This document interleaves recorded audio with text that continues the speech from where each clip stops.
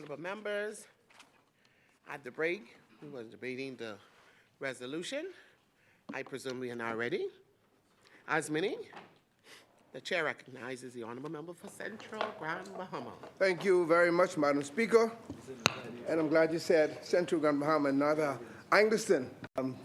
Standing behind this beautiful podium, that was, yes, Angleston podium, that was built by one of our students. And we're very proud.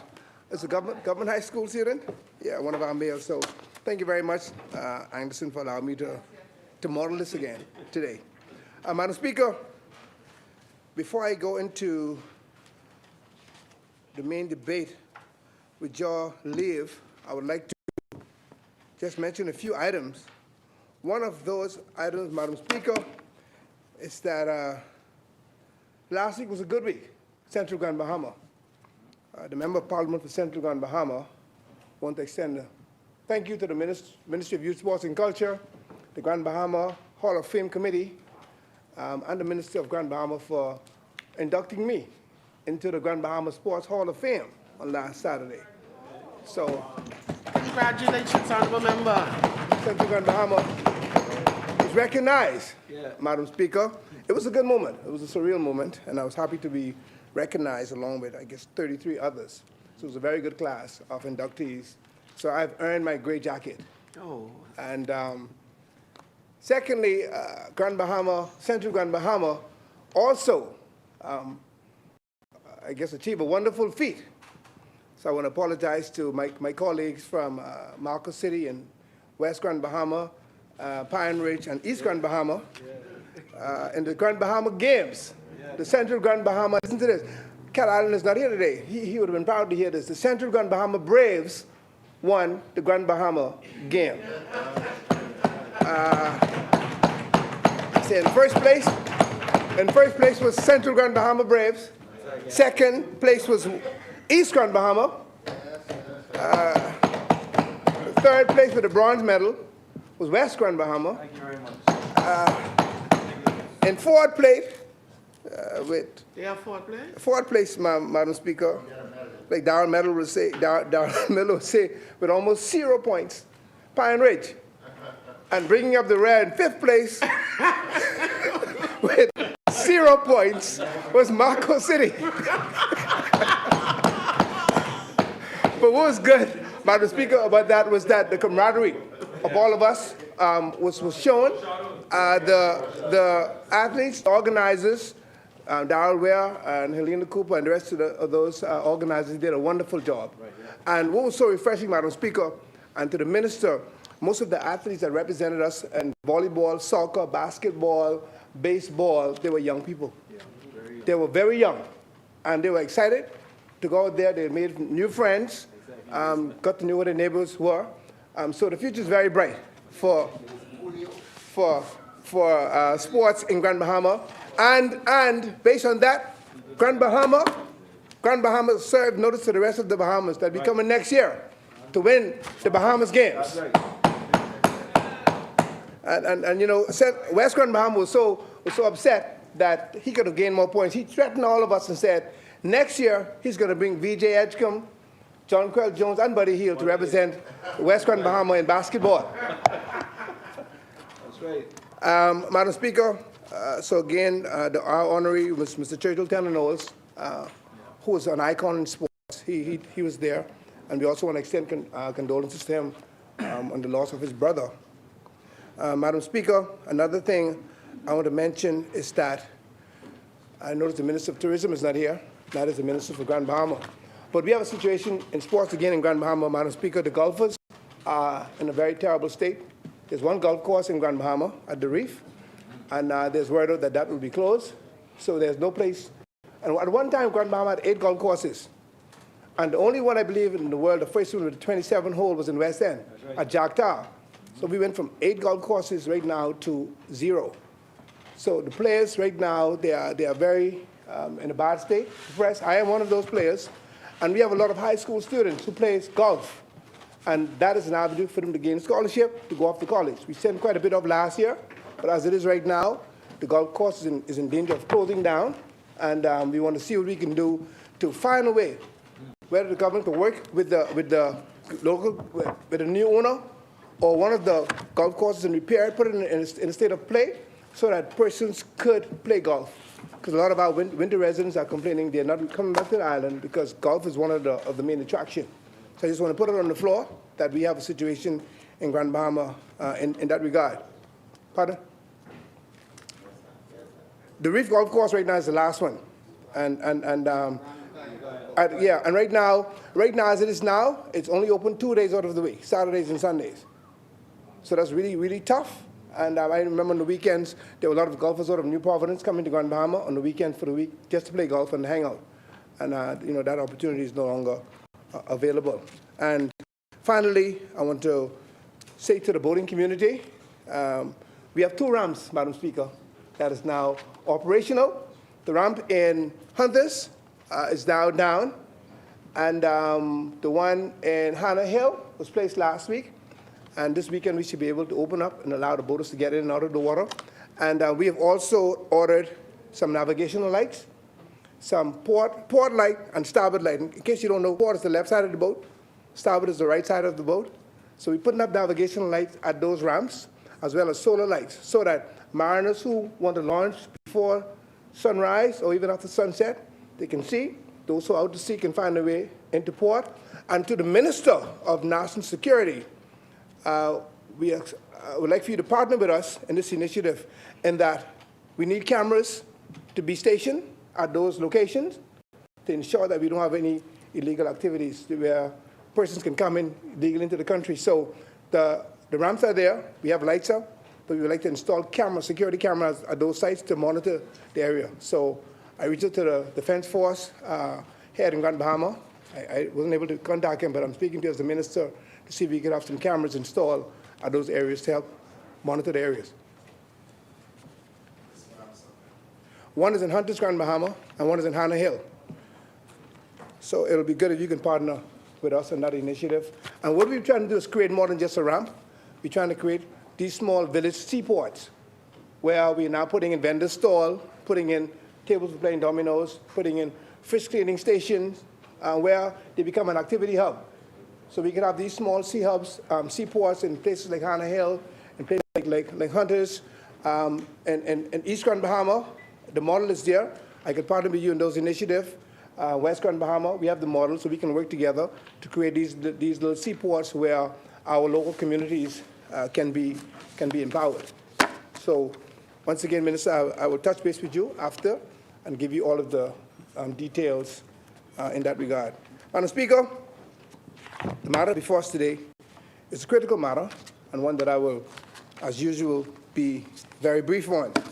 I rise to speak on the resolution, special resolution, Madam Speaker, here to authorize the Minister to borrow a sum not exceeding $1,423,500,000 yen or yuan from the export yuan from the XM Bank of Canada. China. Thank you very much for that correction. And I see the member for Cat Island just got into the room.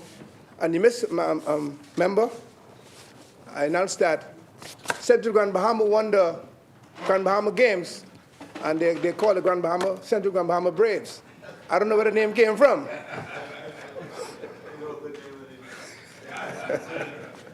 That's the name he gave them when he was auditioning for the BLD. Who? Him?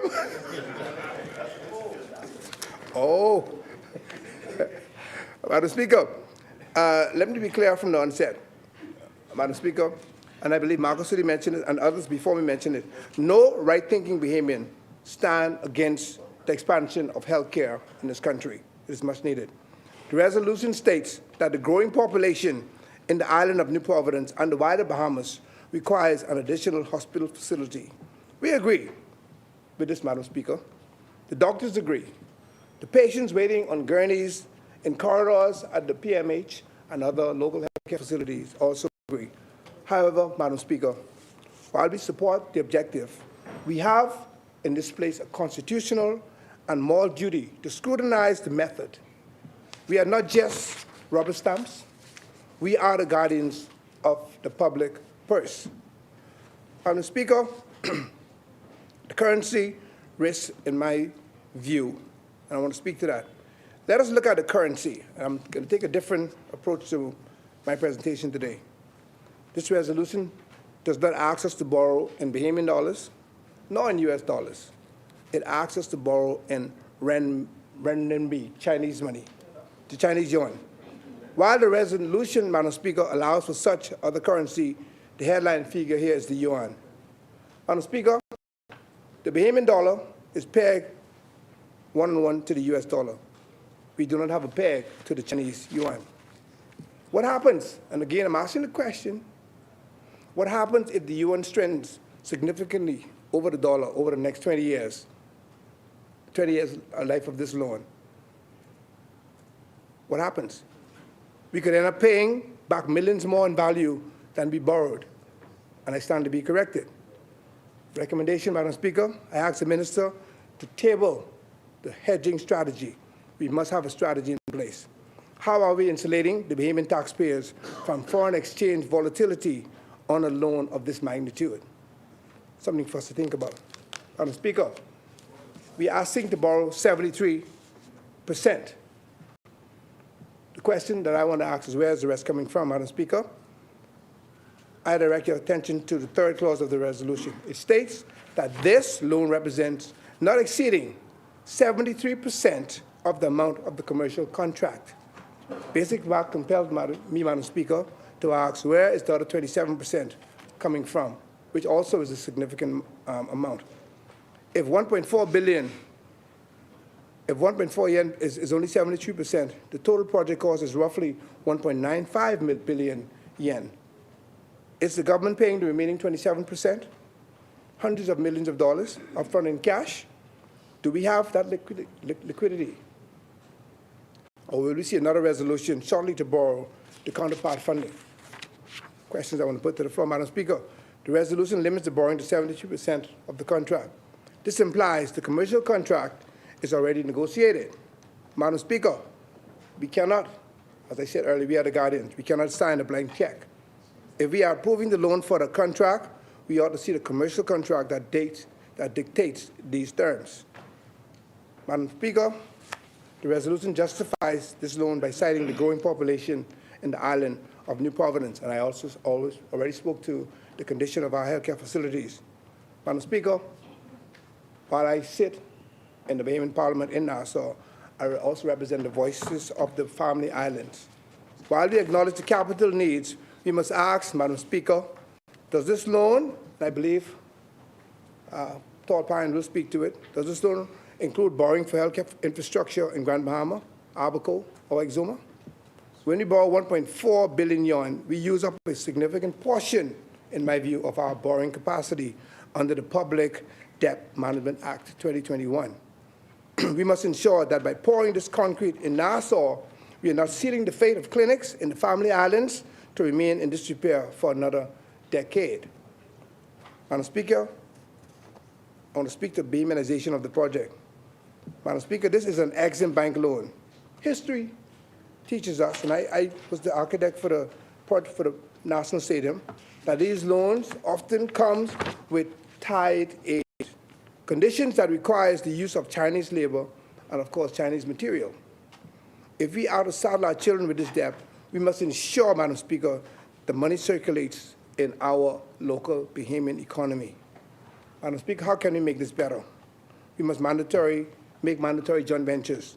We need a guarantee that a specific percentage of the commercial contract mentioned in the resolution is awarded to Bahamian subcontractors, and we must demand that this happens. Technology, another issue that I had building the stadium, Madam Speaker. We do not just want a building. We also want knowledge. Bahamian architects and engineers must be the professionals of records, ensuring the facility meets our hurricane codes and not just the standards of where the design came from. Madam Speaker, I promise not to be long, very much to the point. One of the issues that we have in this country, and it's spoken of widely, is that we can build these large buildings, we can make them look good, We open them up, we operate them for a few years, but after a short period of time, they fall into disrepair. We are borrowing, Madam Speaker, for the construction. But as an architect, I must advise all of us, a hospital is a specialty building. It is a living machine. I propose we amend the plan to ensure that a portion of the revenue generated or a sinking fund is established for maintenance, Madam Speaker, so that this facility does not fall into disrepair like so many before it. We have a problem with maintaining our public facilities. We must move away from the construction only, put preventative maintenance program in place, and we must stick to it. Because oftentimes we spend money and the money goes away. Madam Speaker, Section 16 of the Public Debt Management Act authorizes the minister to borrow, but it is this House that provides the oversight. Madam Speaker, we support a new hospital. We support a new hospital. The word is that this is nothing more, in some instances, than a maternity ward. We want it to be more than that. A full-fledged hospital that will service all of us. We, in this case, while we support this hospital, Madam Speaker, we demand protection against foreign currency fluctuation. And I'm sure the minister perhaps can clarify my concern in that regard. We also need to have transparency, Madam Speaker, on the remaining 27% of the funding required to construct this hospital, and also, Madam Speaker, the assurance that we abide by the law and we ensure that Bahamians are empowered, they get a sizable portion of the contract, and they're also part of the workforce. Madam Speaker, let's not just build a hospital, let us build a future that we can afford and that our future generations can use. With those very few short words, Madam Speaker, Central Grand Bahama rests. Thank you, Honourable Member. Asmini. The chair recognizes the Honourable Member for Sinat.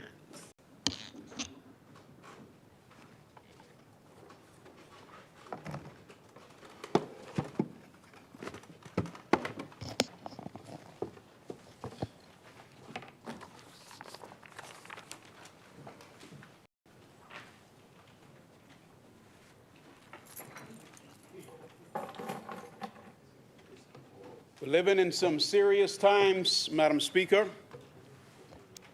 We're living in some difficult times, Madam Speaker. This morning when I got out of my truck, a colleague without his jacket on stood in front of me, and I could see that he had a handgun on his waist, and I was shocked. That's not the kind of lifestyle that I've ever lived, Madam Speaker, and in this honorable House, I don't find it fitting. I would go so far as to estimate that when this House is full, at least half of the members have guns, Madam Speaker. That's my estimation, Madam Speaker.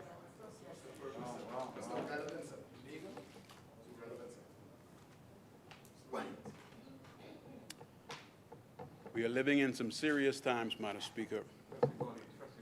Coming up to this campaign for the recent by-election in which my learned friend, colleague Darren Pickstock was victorious, I had opportunity to be in the Adelaide polling division, Madam Speaker, and there's a great spot there. I think it's a treasure of a Bahamian destination called The Spot. I had a few meals there, Madam Speaker, in between the time that I would be up and down the roads, Israel Street and others. When I first arrived in Adelaide, Madam Speaker, on the corner of Israel Street, there was a home lot that had a long structure along Israel Street, and in the back, a very small structure, both solely wooden structures, both in a poor condition.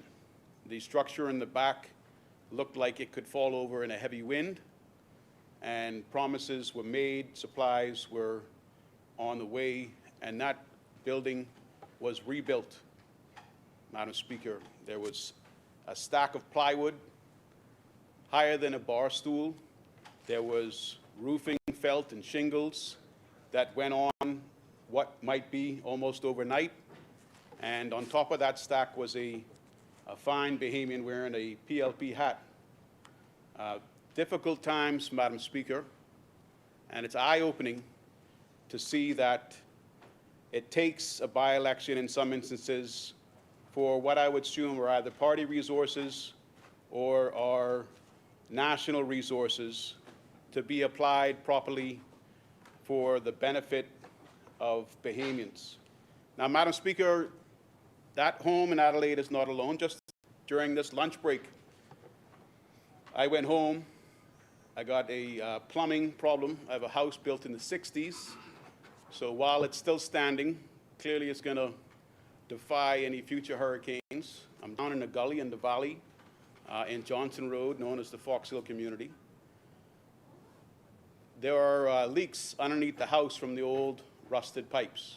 So I'm finally paying the money to get 80 pipes put in to handle the pressure. But I went home to check on the work. And when I went home, Madam Speaker, I stepped in the mud. And you might be able to see the mud on my shoe now.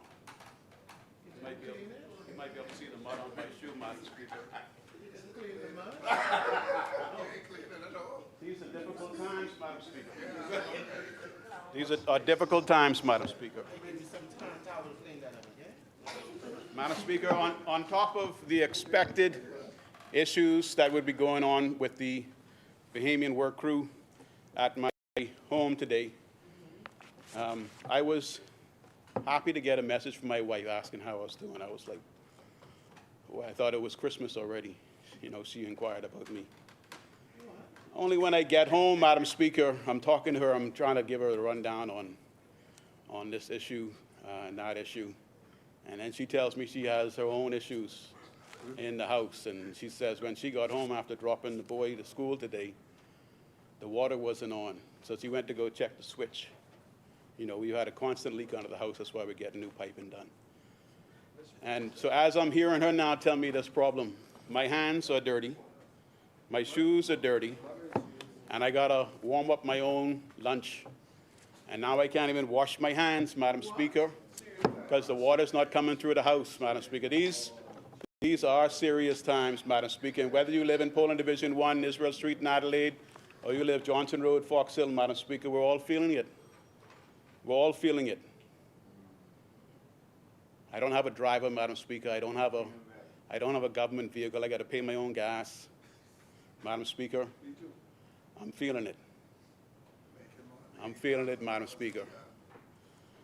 What I'd like, Madam Speaker, is for all of us to just give a moment of silence to those persons that are feeling it harder than the rest of us. If you would indulge me, Madam Speaker, I'll then get into my contribution. A moment of silence. Thank you very much, Madam Speaker. So, Madam Speaker, we all on social media got a lot of messages sent last night. Amnesty bill, asylum bill this, asylum bill that. Is this happening? Is that happening? Signs of protests to take place, marches to take place in Rawson Square today. I knew, as leader of opposition business, as well as my caucus and leader of government business, that we were no longer going to debate what the public refers to as the asylum bill, which is really the smuggling of migrants bill that's been tabled. We were no longer going to debate that today. And we were going to debate this resolution on borrowing for the new hospital. But those persons that took issue with the asylum bill, they wanted to hear about immunity from prosecution of the smuggled migrants, a provision under the tabled Smuggling of Migrants Bill, Section 11, that provides the following: without prejudice to the applicability of any other law establishing criminal offense, a smuggled migrant shall not be liable to criminal prosecution under this act in respect of illegal entry into the receiving or transit country, remaining illegally in the receiving or transit country, or possessing a fraudulent travel or identity document. That's what the public wanted to hear, Madam Speaker. And while that's no longer the topic today is this resolution. It's also a very important resolution, Madam Speaker. For example, the Smuggling of Migrants Bill gives non-Bahamians certain protected rights in our country. And the resolution to approve the borrowing for a new hospital will allow non-Bahamians to acquire title to a key parcel of land that the future of our health services will be affixed to. Not only affixed to, but the fixture being the structure itself and the equipment. And if you doubt me, then produce the loan agreement that's referred to in the resolution. And remember that when the Minister of Health gave his contribution today, he described this parcel as 50 acres of prime real estate. Madam Speaker, I truly would like to receive a copy of the loan agreement because the resolution speaks to not exceeding 73% of the amount of the commercial contract as defined in such loan agreement. It's my argument, Madam Speaker, that that loan agreement is an important part of today's debate, and we've not been provided with a copy. I recall hearing the honourable member for Tall Pines say that everything was signed and sealed and that ground was being broken. Well, where is the loan agreement, Madam Speaker? And where are the other commercial contracts related to this transaction? Without the loan agreement referred to in the resolution also being tabled, supporting this resolution, this is not a debate on a sum to be borrowed for the construction of an additional hospital facility to meet health needs of Bahamian citizens and residents. This is just an exercise to rubber stamp a sum. This is an exercise to rubber stamp a sum while the intelligence of the Bahamian people is treated with disdain by this current executive government administration. This is an exercise to rubber stamp a sum while this current executive government administration wipes its executive feet on transparency, wipes its executive feet on the freedom of information. But most importantly, this is an exercise to rubber stamp a sum we should not have even needed to borrow. As the leader, Michael C. Pintard, member for Marcos City, explained, there was a bond offering earlier this year that raised over $1.6 billion, leaving some $300 million. And that's more than the cost of this new hospital. So why did we move to borrow this money? Why are we borrowing this money? And why is this sum having to be borrowed from another nation? What about our independence? Should not the key areas of our infrastructure be beyond the interests of other nations? Maybe I'm wrong. Some say I'm wrong often. But I say I'm strong often, Madam Speaker. And if I'm wrong,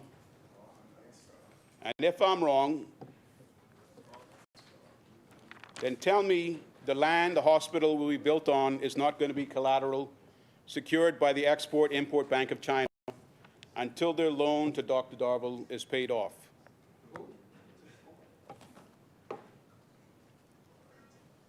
Madam Speaker, just for the edification of everyone, I called off Dr. Darville's name because the bill says that only the minister may borrow. Time being, for the remaining months of this administration, that minister is Dr. Darville. Again, I make the point to the public, Madam Speaker, the rubber stamping of this resolution by the PLP executive will give a key parcel of our future to non-Bahamians. We have other choices. And for the reasons presented by the honorable member for Central Grand Bahama, there are even more causes of concern with this loan, Madam Speaker. And again, we do not have sight of this loan agreement. We have other choices as an independent nation. We have existing relationships with the IDB, the International Development Bank. We have existing relationships with the World Bank, with the Caribbean Development Bank, and with the recent CAF Development Bank of Latin America and the Caribbean. That relationship, we paid $50 million of our own money to become a member of that body. Why aren't we borrowing from them? What have we received from them that made that $50 million buy-in worth it? But as the Prime Minister said, as the Honourable Member for Cat Island said, the decision has been made. He also said progress is a stepping stone. A stepping stone, Madam Speaker, in this case, that is being set in a well field. The Bible doesn't even go so far to recognize a well field as being the worst decision one can make. A foundation of sand sufficed to make the point. In Matthew chapter 7, verses 24 to 27, the scripture reads, "Anyone who listens to my teaching and follows it is wise, like a person who builds a house on solid rock. Though the rain comes in torrents and the floodwaters rise and the winds beat against that house, it won't collapse because it is built on bedrock. But anyone who hears my teaching and doesn't obey it is foolish, like a person who builds a house on sand. When the rains and floods come and the winds beat against that house, it will collapse with a mighty crash." Well, Madam Speaker, the executive is set on building on land that is unfit. They, however, believe that through enough money and enough contracts, they can get it done. We've heard that before. Pinewood is still waiting. Their actions are not wise. Their decision to build in well fields is like building in sinking sand. And like the scripture warns, the plans will collapse with a mighty crash. And I pray that is not how it goes down with the new hospital. The chair recognizes the honourable member for Yemen. Thank you, Madam Speaker. The member for St. Anne's is being a bit reckless in his words. Unless the member can provide scientific evidence that the land is unfit, there is a certificate of environmental clearance that has been issued for this development, where scientists have done their due diligence to prove otherwise. He is projecting something that is backed by no science, and it seemed to be some fear-mongering and scare tactics. And I would advise that the member either present his evidence that this land is unfit as opposed to the environmental scientists, or withdraw his reckless statements. Thank you. Thank you, honourable member. My shoe is dirty, Madam Speaker, but it is mud. It could be worse. It could have something else on it. Madam Speaker, like what I had to listen to just then, Madam Speaker. Now, I'll say this, Madam Speaker. If the good Minister for Environment, I think it's either a temporary title. I don't think that the publication said it was permanent. But if the good Minister of Environment would present that environmental certificate, and I could then couple it with the good Minister for Tall Pines, Minister of Health's certificate from the Town Planning Committee, which today he said was a certificate of approval, neglecting to tell the public that it was a certificate of conditional approval, Madam Speaker, I would then get into who said what, is the ground sufficient. But I can tell you right now that Town Planning certificate of approval, which was a conditional approval, concludes that for this project to go forward, these things have to be done first. In other words, the land is not yet ready. The chair recognizes the honorable member for Yamacraw. Madam Speaker, the member should not be allowed to get away with his innuendos that are unfit for Parliament. And I would answer him accordingly. But when a pig rolls over in the mud with a human, only the pig ends up happy. And I would not. Honorable member, don't do that. Don't do that. No. All of a sudden there's outrage. Madam Speaker,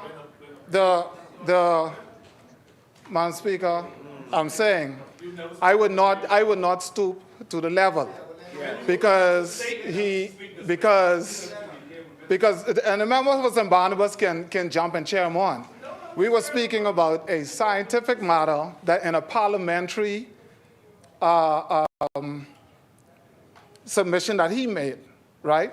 And he should not have said what he said unless he had evidence.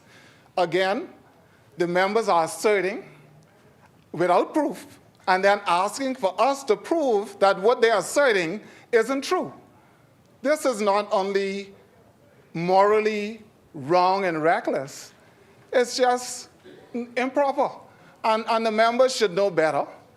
And we are asking that the members either present their proof when they present something that's supposed to scare the public to say that this is going to collapse, there's going to be some tragedy that's happened, and they have no evidence.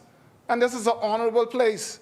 The member could at least project a level of honorability in this place, rather than every time someone gets up to correct him, he go in these undertones that are beyond the pale. It's unparliamentary. He has said some things in this parliament, and it's not going to be allowed unless we can say the same thing. So we get offended because I talk about a pig rolling over in the mud, but what he said before, grossly inappropriate, unbecoming of a parliamentarian. Yes. And the member for St. Anne's seemed to be comfortable and supported by those who are around him immediately in this behavior. And he needs to cease and desist because it's not going to be allowed from this side. Thank you, Madam Speaker. Thank you, honorable member. The chair recognizes the honorable member for Killarney. Thank you, Madam Speaker. Madam Speaker, this is supposed to be an honorable house, and I would like the reference of pig being rolling in the mud to be expunged. The member had said mud on his shoes and whatever else. The analogy is just too close, Madam Speaker. I'd like that to be expunged. Yes.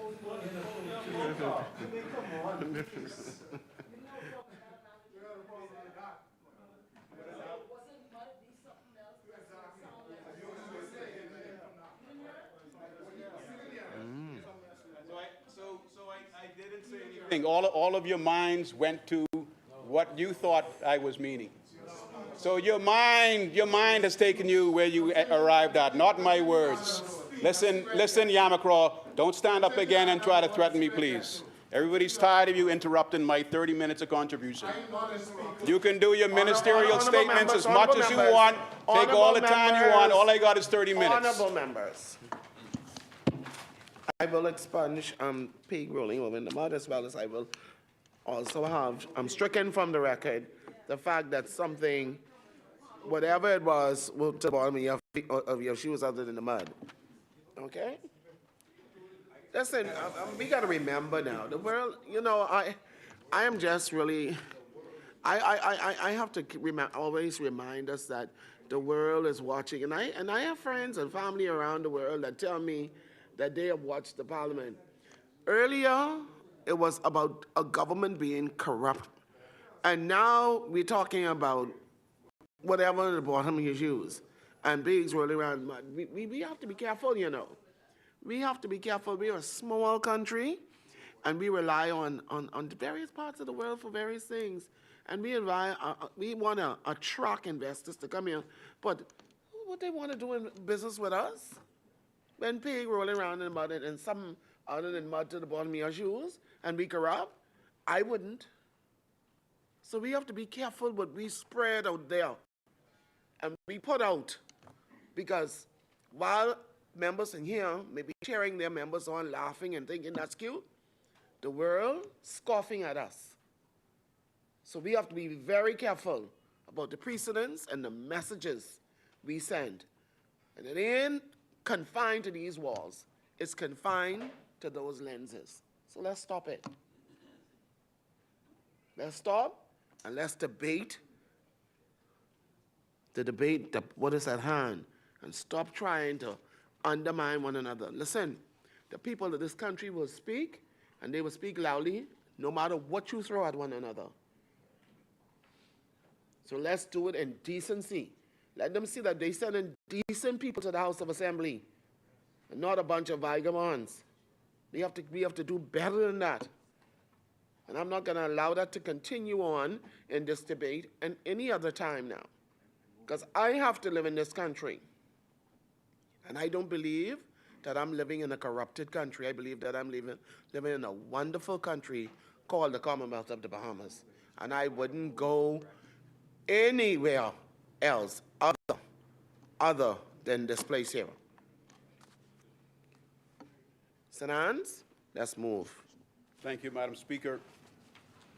And Madam Speaker, just for the record, investors don't meet with this House of Assembly. They meet with the... I didn't say they meet with the House of Assembly. They meet with the executive members, Madam Speaker, and what their relationship and experience is interacting One with day, them. who knows, you might be an executive, right? Or you're aspiring to be an executive, right? Thank you, ma'am. So conduct yourself accordingly, eh? Yeah. Let's go. Legitimate Stick to points the of script. order only, Madam Speaker. I was wrapping up. I was finishing Well, scripture. wrap up. I was finishing scripture, Madam Speaker. In the spirit of Christmas, I'll wrap up, Madam Speaker. And like the scripture warns, the plans, those became sensitive words. Madam Speaker, I pray that's not how it goes down with this new hospital. I pray that the good member for Tall Pines updates this honorable House as the stages of the town planning's conditions are met. But the public, Madam Speaker, the public, and if you go back to the scripture, Madam Speaker, but anyone who hears my teaching and doesn't obey it is foolish. Verse 26 of chapter 7 of Matthew, Madam Speaker.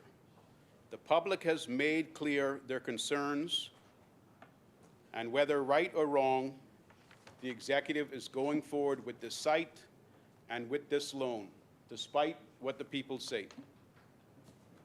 Madam Speaker, with those words, I conclude my contribution. Thank you very much. Thank you, honorable member. Could be so decent when you're ready. As many, the chair recognizes the honorable member for Nassau Village.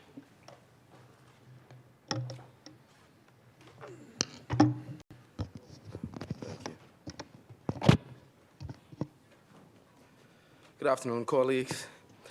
Madam Speaker, before I begin, I would just like to thank the great constituents from Nassau Village who sent me here to represent them in this honorable place. I would also like to extend a happy birthday, a happy 93rd birthday to Miss Nuri, who is watching all the way from Gleniston Gardens.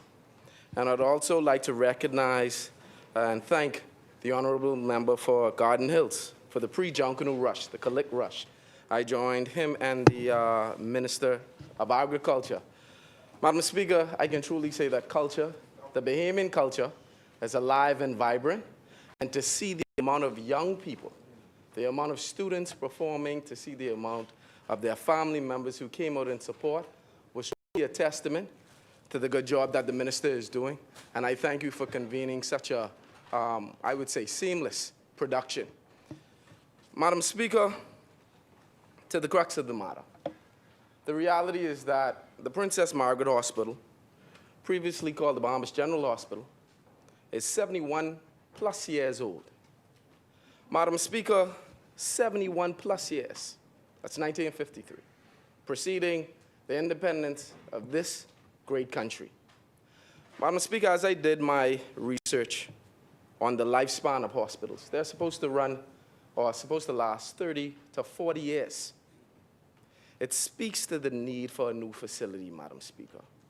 And I found it just disheartening to hear members of the opposition savage the environment with innuendos and attempts to try and undermine the effort by this Progressive Liberal Party government and bringing forward something that is much needed by the Bahamian people. Madam Speaker, as the Member of Parliament for Nassau Village, I rise in strong support of this resolution, one that is not merely a financial authorization, Madam Speaker, but a declaration of intent, an intent to uplift the standard of healthcare in our beloved Bahama land, an intent to answer decades-old questions and decades-old need for expanded healthcare infrastructure. Madam Speaker, it's an intent to place Bahamian lives, Bahamian dignity, and Bahamian wellness at the center of national development. Madam Speaker, I heard the member for Marco City allude to the refurbishment of the facility. But again, to my main point, the facility has run its lifespan. There's a need for a new facility. We cannot continue to do piecemeals and have patches allocated, Madam Speaker. We have to bring something new for Bahamians. Madam Speaker, this resolution before us is rooted in a fundamental truth. New Providence has outgrown its primary hospital facility, the population of our capital, and indeed the wider archipelago. It has expanded beyond and needs to expand beyond our daily need. Yet our health infrastructure has remained frozen in time, Madam Speaker. Anyone who has visited the halls of Princess Margaret Hospital, anyone who has waited in long lines, Madam Speaker, an accident emergency, anyone who has watched an elderly loved one struggle for space knows that this moment is long overdue, Madam Speaker. We have heard the opposition over the last 4 years complain about the need for beds, Bahamians in hallways. And now this Progressive Liberal Party government is moving forward, not just paying lip service, Madam Speaker, but moving forward with a plan. And here we go again. Doom and gloom, doom and gloom, doom and gloom. So today, we are not discussing numbers in isolation, Madam Speaker. We're discussing people. We're discussing lives. We're discussing health security of this nation. Madam Speaker, for decades, successive reports have confirmed that Bahamian people experience what Bahamian people experience every day, that PMH is operating beyond capacity. Emergency cases are increasing, Madam Speaker. Chronic disease rates are rising, and the strain on our healthcare heroes, our first care providers, grows heavier with each year. Madam Speaker, this project, a new project, a modern project, a resilient hospital facility, is essential to easing that pressure. It is essential to decentralizing critical services, Madam Speaker, and it is essential to ensuring that every Bahamian, regardless of income or postcode, has access to care that is timely, dignified, and world-class, Madam Speaker. This government, the people's government, the real people's government, Madam Speaker, has not come to make excuses or commissions. We have come to build, Madam Speaker. Again, hearing the opposition for the entire day talk about what has not happened or what is pending coming to the Family Islands. Madam Speaker, if you check the record, the majority of the opposition are the main benefactors of the effort of this particular PLP government. Look at the clinics. Look at the hotels. Look at the airports. Each member of the opposition should be saying thank you to this Progressive Liberal Party government. Madam Speaker, The opposition's name out of his mouth? Pardon?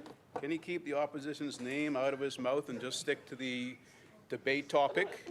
I mean, we now have this precedent, which is really a precedent that only comes in a civil court or a criminal prosecution of producing the evidence. So if we have to listen to members from the government side tell us he who asserts must prove, then I want the good member from Nassau Village to prove what hospitals, to prove what hotels he's referring to, Madam Speaker. If he can't do that, then he can run and say what he wants, but don't continue to try to come after the opposition or belittle the opposition. We are not a government about doom and gloom, Madam Speaker.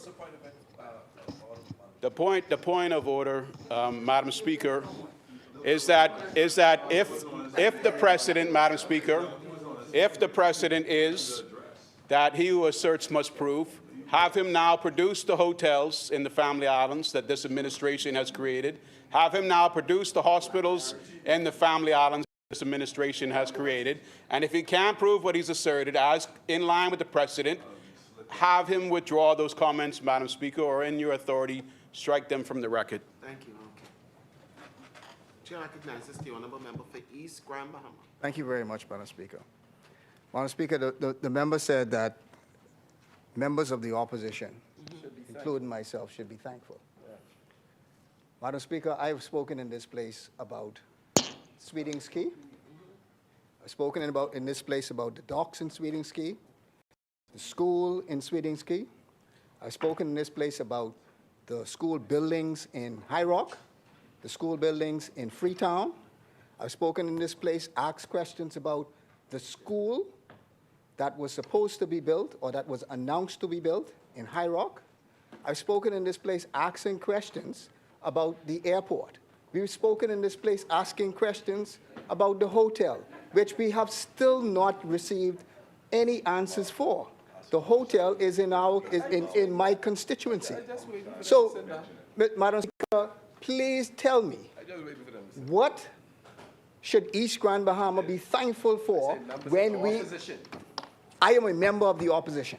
So tell me what we should be thankful for in East Grand Bahama when we have asked for all of these things to be done in my constituency, including Water Key, where in Water Key, we will have to build the dock in Water Key the same way that the member for Central Grand Bahama had to do it himself.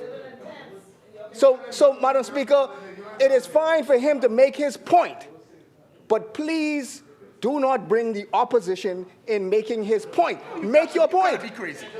Make your point. But do not bring East Grand Bahama when I,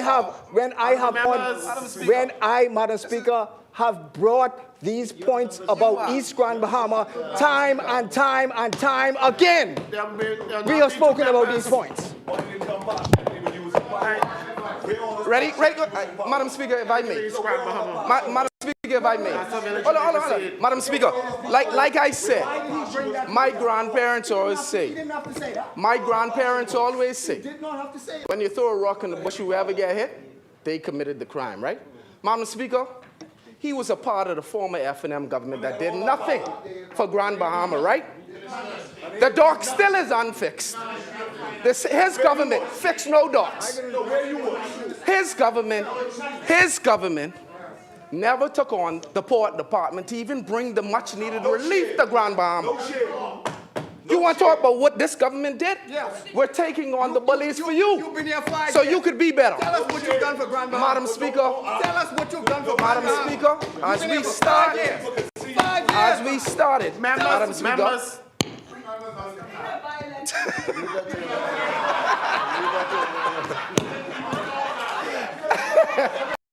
Right.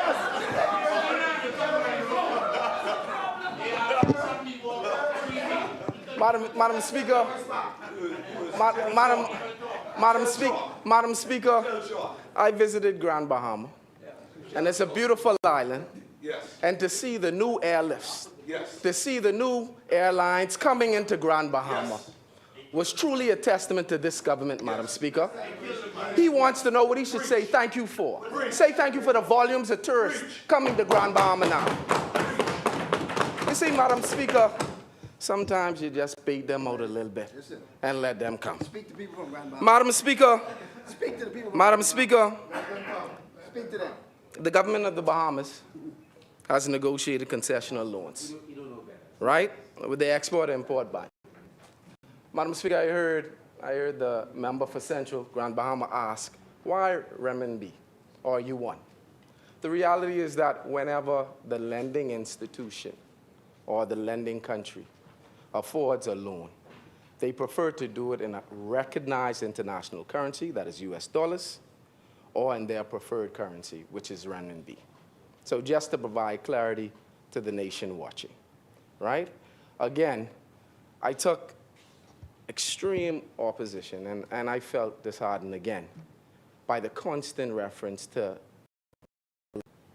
it's $220 million approximately, right? $220 million, that's the concessional loan being extended to the Bahamas. You cannot savage the environment by making persons think that it's more than what it is, by referring to the original currency before it's been converted to USD. Madam Speaker, But the government cannot say, on this day, the government cannot say that more than 50, more than 60%, more than 70% of Bahamians will be on the job building the new hospital. So what the government has said to Bahamians, just watch it go up. Watch the Chinese build it, you know, and then you go in it. But you don't have the ability, to use your skill set to help build this hospital. Also, Mr. Deputy, on this issue, I had the opportunity, and the member for Tall Pines was there. I had the opportunity, along with the member for St. Anne's, he was there also. Right.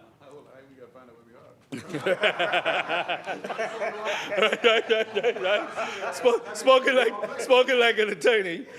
Right? and the candidate, the Free National Movement's candidate for Fort Charlotte, Travis Robinson, we were there at the public hearing or town hall with the member for Tall Pines. Standing up for the people. Yeah, and we were there standing up for the people, absolutely. And to hear the overwhelming opposition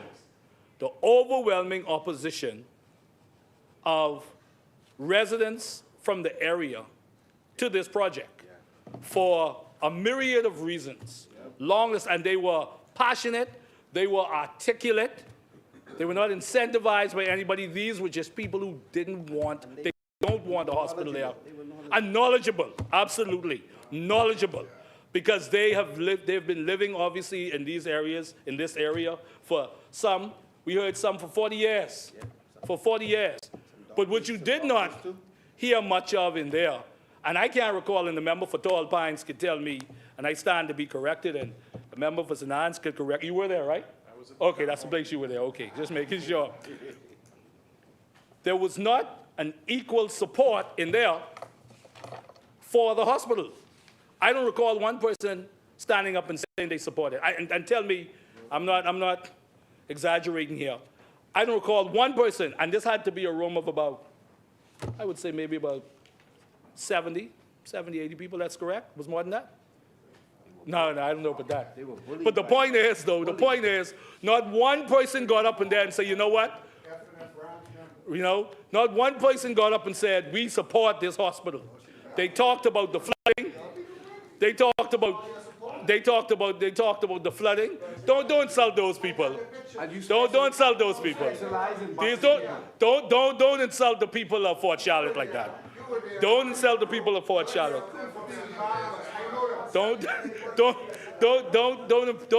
You see, the member for Fort Charlotte. Don't. No. Don't insult the members who were there. The people were very passionate about the hospital and the fact that they feel it should not be there. And some of the very questions we are asking here, they were asking similar questions. I will say to the honorable member for Tall Pines, some questions, respectfully, you did not answer, but you did make an attempt to try to address as many of the questions. So I will say that. Some of them I was not supposed to answer. Right. It was their opinion. Okay, all right.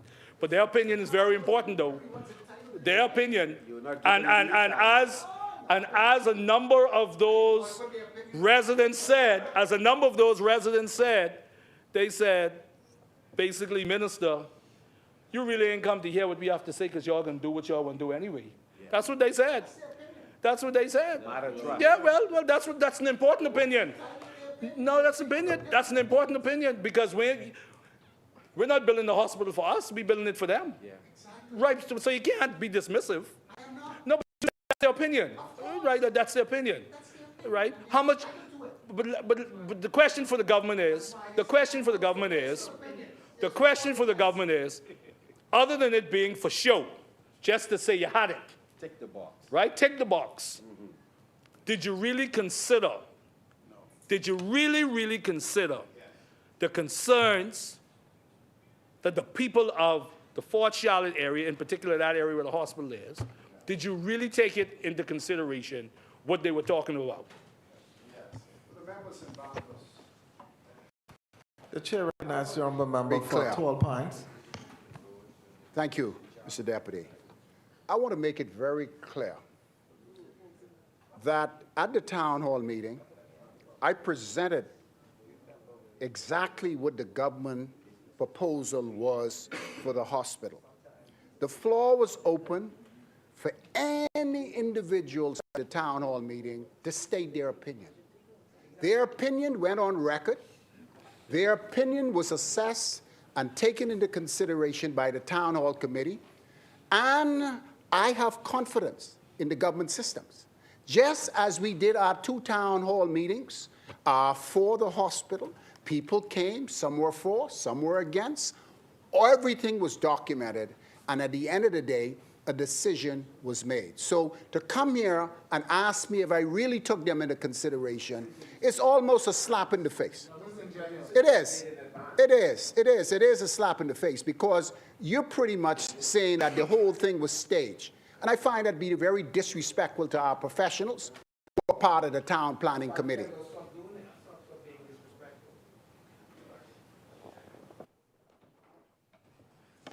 Thank you, honorable member. I don't recall saying that it was staged. I asked the question. Was it just for show? I asked the questions. No, what it means, you know what it means, where the government will have already made a decision and they just tick the box. So I did ask. I asked, and you answered. You answered. No, you answered. You answered the question. You know, you answered the question.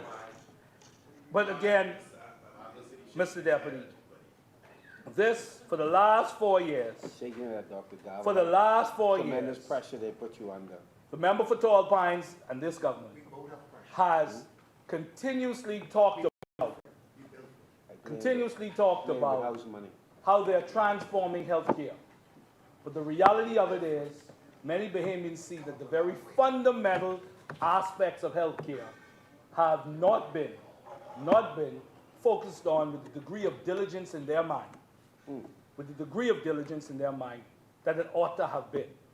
Because when we talk about short supplies, shorter medication, we are talking about serious issues, shortage of nurses, serious issues that prevent you from being able to give proper, efficient, adequate health care.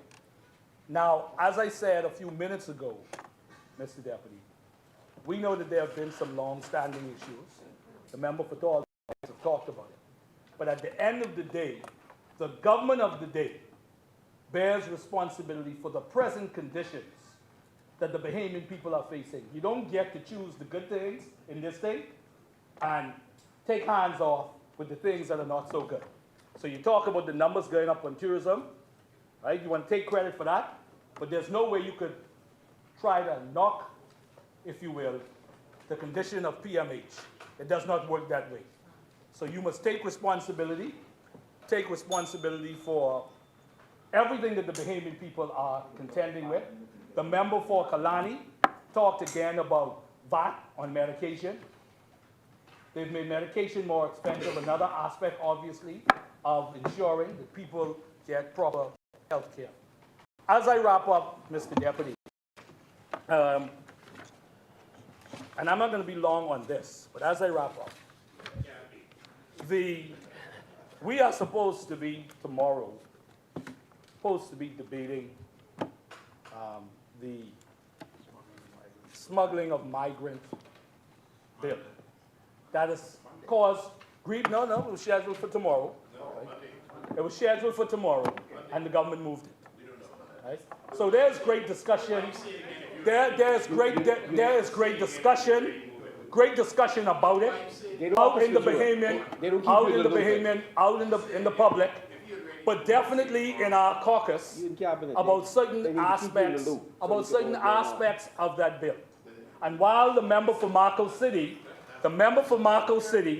has been consistent, the leader has been consistent in saying that we are not xenophobic, but also too, we do not believe that for instance, the naturalization process or that immigration, for example, but should be used as a political tool. That there needs to be a mature level of discussion related to this.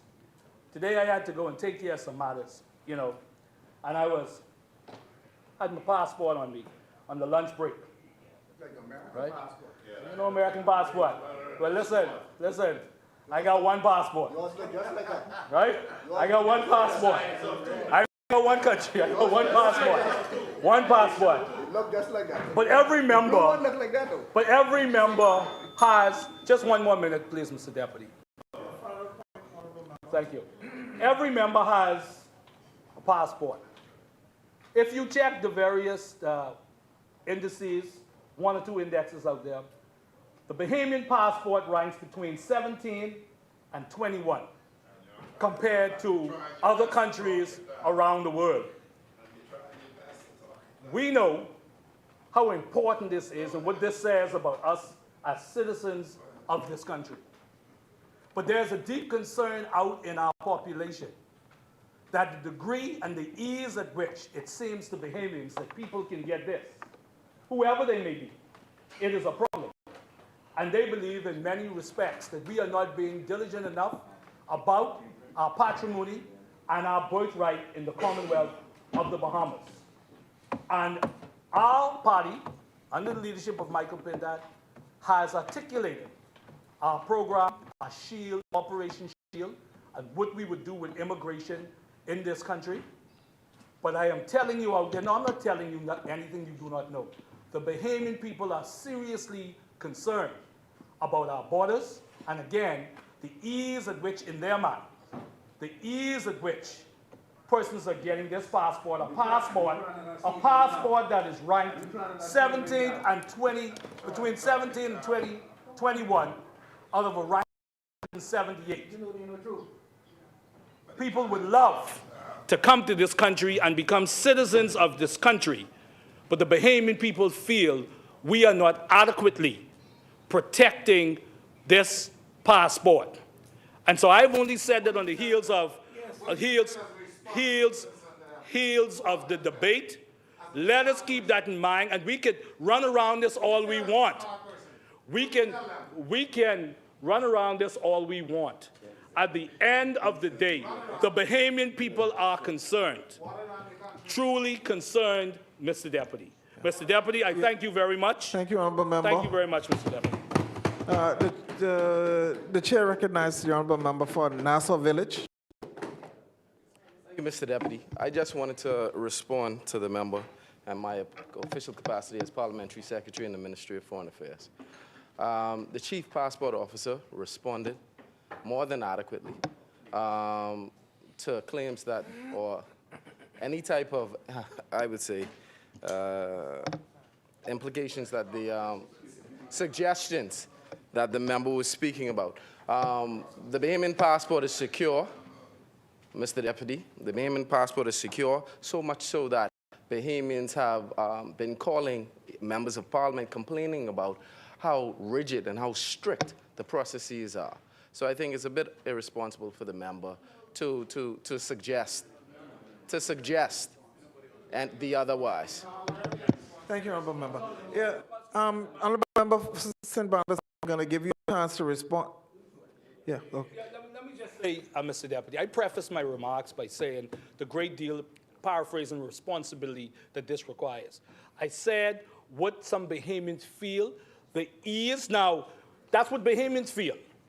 That's what they feel. Now, he may be talking about a particular issue. The Bahamians feel the ease in their minds. That's what they feel. They're fear. So nothing's being irresponsible. But that's fine. But Bahamians feel that way. Members. Well, okay, well, that's you. Right, well, that's you. But that's you. But to suggest that I'm being irresponsible because I'm bringing to this house how Bahamians feel, y'all got to be joking.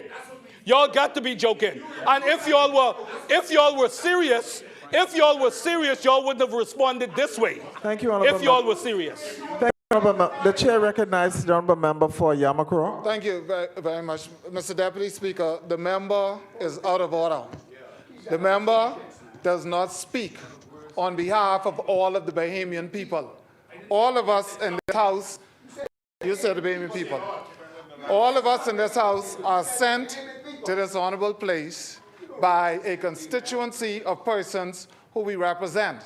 And the members' views are so skewed in so many ways. I would say emphatically that I know many Bahamians, if not most, who don't think the way the member does, especially in those reckless ways where you water down the integrity of our ministry, our passport office, our Ministry of Foreign Affairs, the workers and supporters of this country. Let him finish. Yeah, he had a lot of time on his feet. Yeah, he had a lot of Member time on for his St. Barnabas, feet. let him It seemed like they're very, it seemed like they're very anxious to paint a picture that this country, they've used the word corrupt. They've they've questioned integrity of all of our safeguards. They're waving the passport and saying people can easily get this. They're talking about workers, and we come into that too. But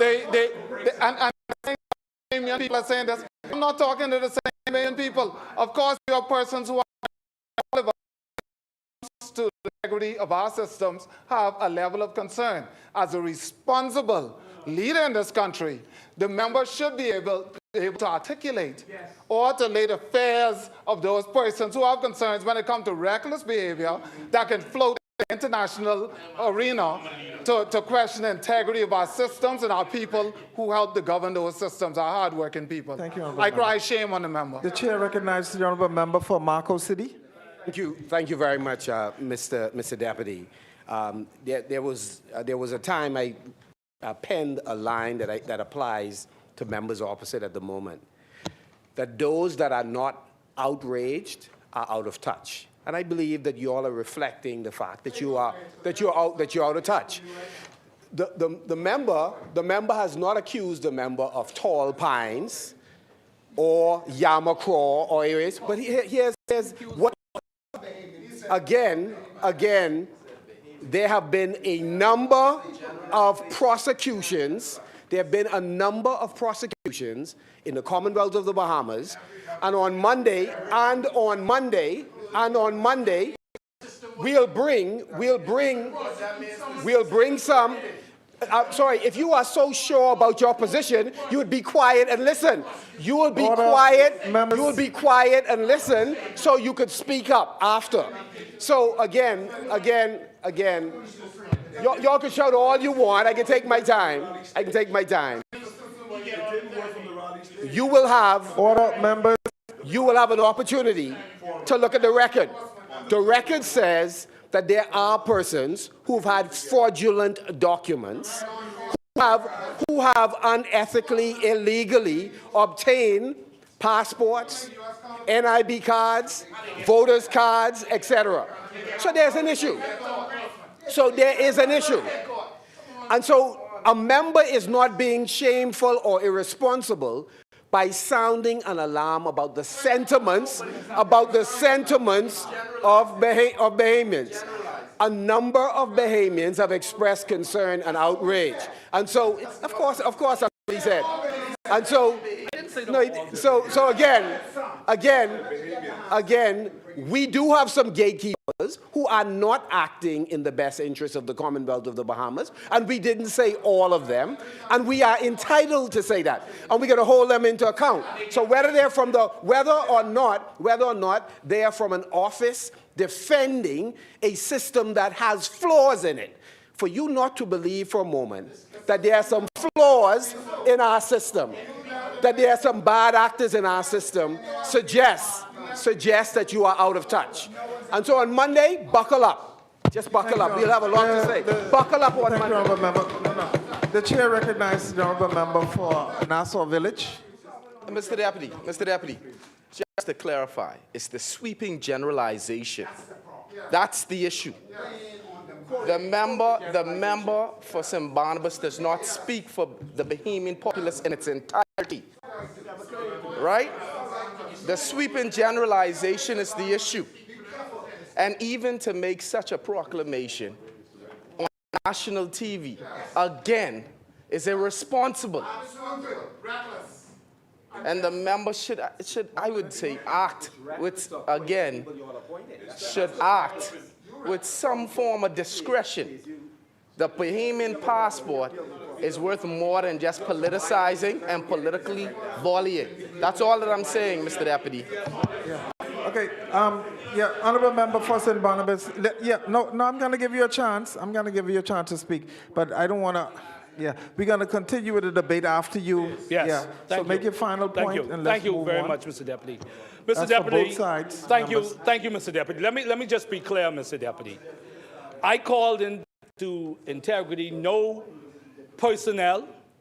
We are talking about a system that maybe need to be looked at in terms of a system that needs to be corrected in terms of the requirements and so forth, Mr. Deputy. Nothing was said about any particular person. We're talking about a system.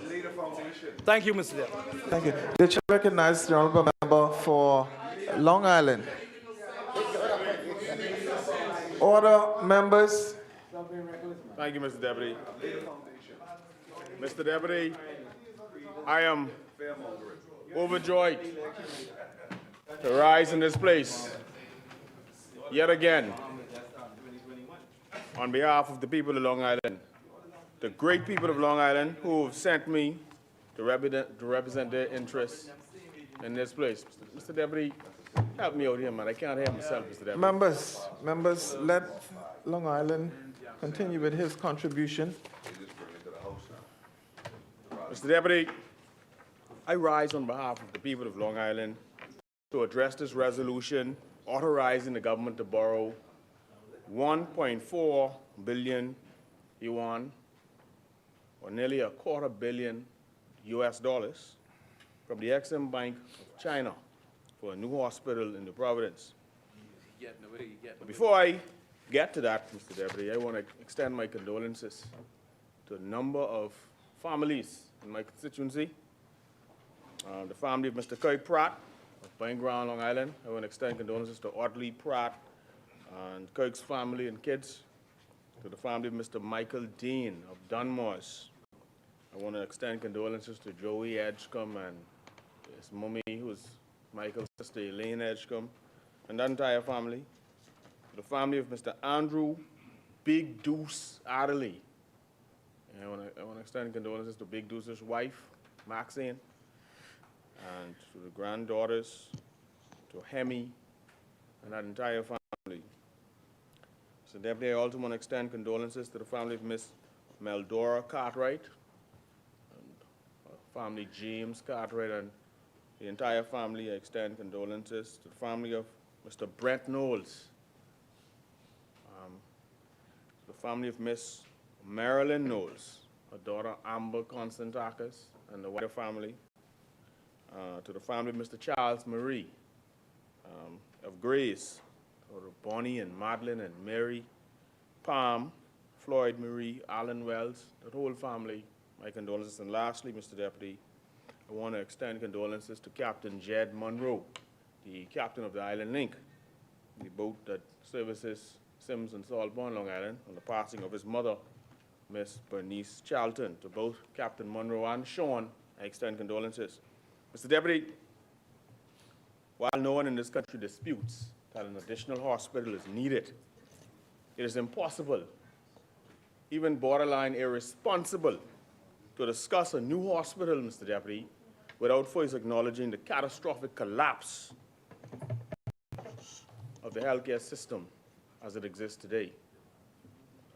I would welcome a true and comprehensive national health insurance plan, Mr. Deputy. I'd be the first to do that. Again, we've seen much in we've seen how the United Kingdom, for example, how the health system works there, how Bahamians are able to, not Bahamians, how citizens of the United Kingdom are able to access health care and have this coverage that we do not have here. Mr. Deputy, the Princess Margaret Hospital, the nation's primary public health institution, is in a deplorable and heartbreaking state. What should be a place of healing, Mr. Deputy, has instead become a place of discouragement, a place where people complain of suffering. Mr. Deputy, PMH is overcrowded, understaffed, and chronically underfunded. Patients lie in corridors and stretchers for days, awaiting beds, and many times never open. Some people die waiting, Mr. Deputy, and that's a fact. Paint is peeling from walls, tiles are missing, elevators are perpetually out of service, and you have malfunctioning air conditioning that leave wards stifling in the Bahamian heat. There are reports of leaking ceilings. Well, we've all seen the video of the ceiling, the water pouring into, what was that, the cafeteria area? Unsanitary restrooms. Anyone who's been to PMH could speak on that. And outdated or non-functioning diagnostic equipment.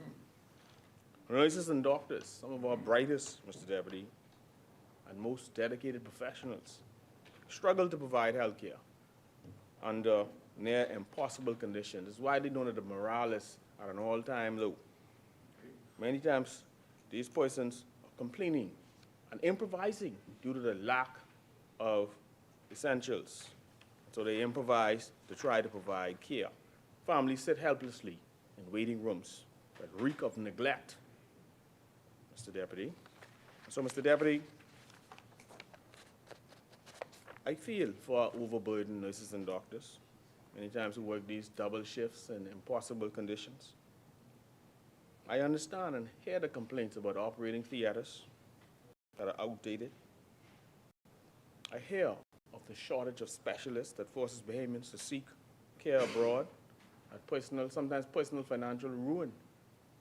And of course, we all know of emergency room overcrowding, so severe that even doctors admit that they're drowning.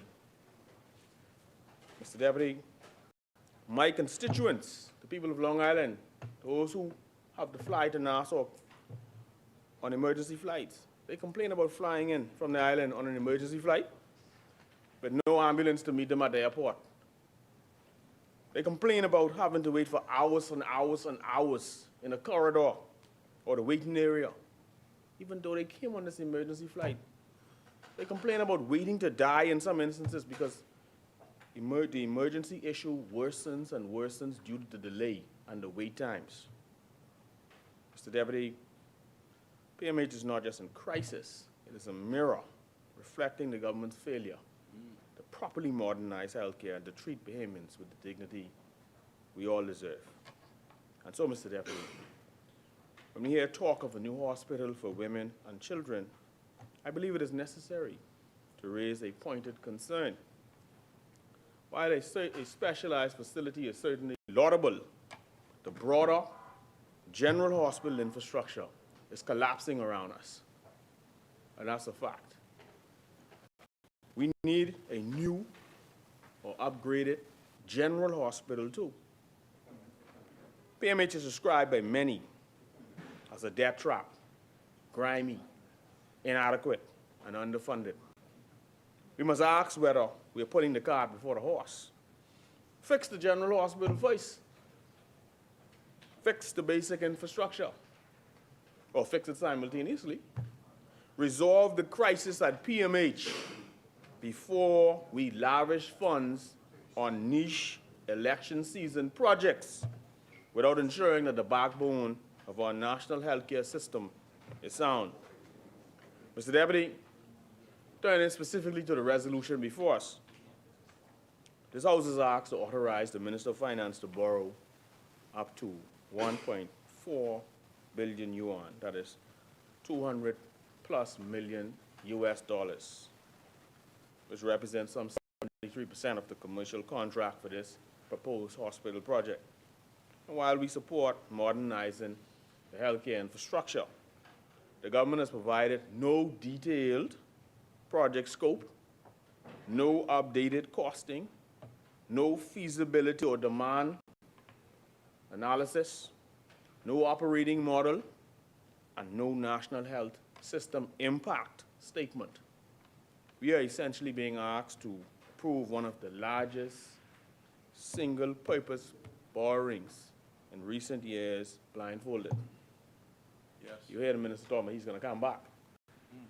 Mr. Deputy, the resolution raises more questions than answers. What is the total commercial contract price that this 73% represents? Where are the architectural plans, the functional designs, and the location analysis? I don't think anybody has seen the environmental impact assessment. Okay? Table it. What is the proposed staffing plan? And how will we recruit? You're talking about this new hospital. What's the proposed staffing plan? How will we recruit and retain personnel when PMH can't keep nurses today? That's right. What is the repayment schedule with the Chinese? What is the repayment schedule? What is it? Huh? What is it? What is it? What is it? What are the terms? Huh? What is it? Do you have a grace period? Is there a grace period? It's a 5-year grace period? Well, thank you for telling me. How many Bahamian contractors will have meaningful participation? Right. How many Bahamian contractors will have meaningful participation? Huh? How many? Or will this be another turnkey, foreign-dominated bill? The documents. This is another foreign-dominated bill. That's what this is. You're going to see more Chinese in here than you can count. Yeah, number 36. How many Bahamian architects and engineers will be on this project? How many will be sidelined? How many will be given crumbs? Just crumbs off the table. How many? In the Bahamas. In the Bahamas. And critically, Mr. Deputy, how does this new hospital integrate into a national healthcare master plan, which we haven't heard, by the way? No. Which the government has yet to present to this parliament, a national healthcare master plan. And so, Mr. Deputy,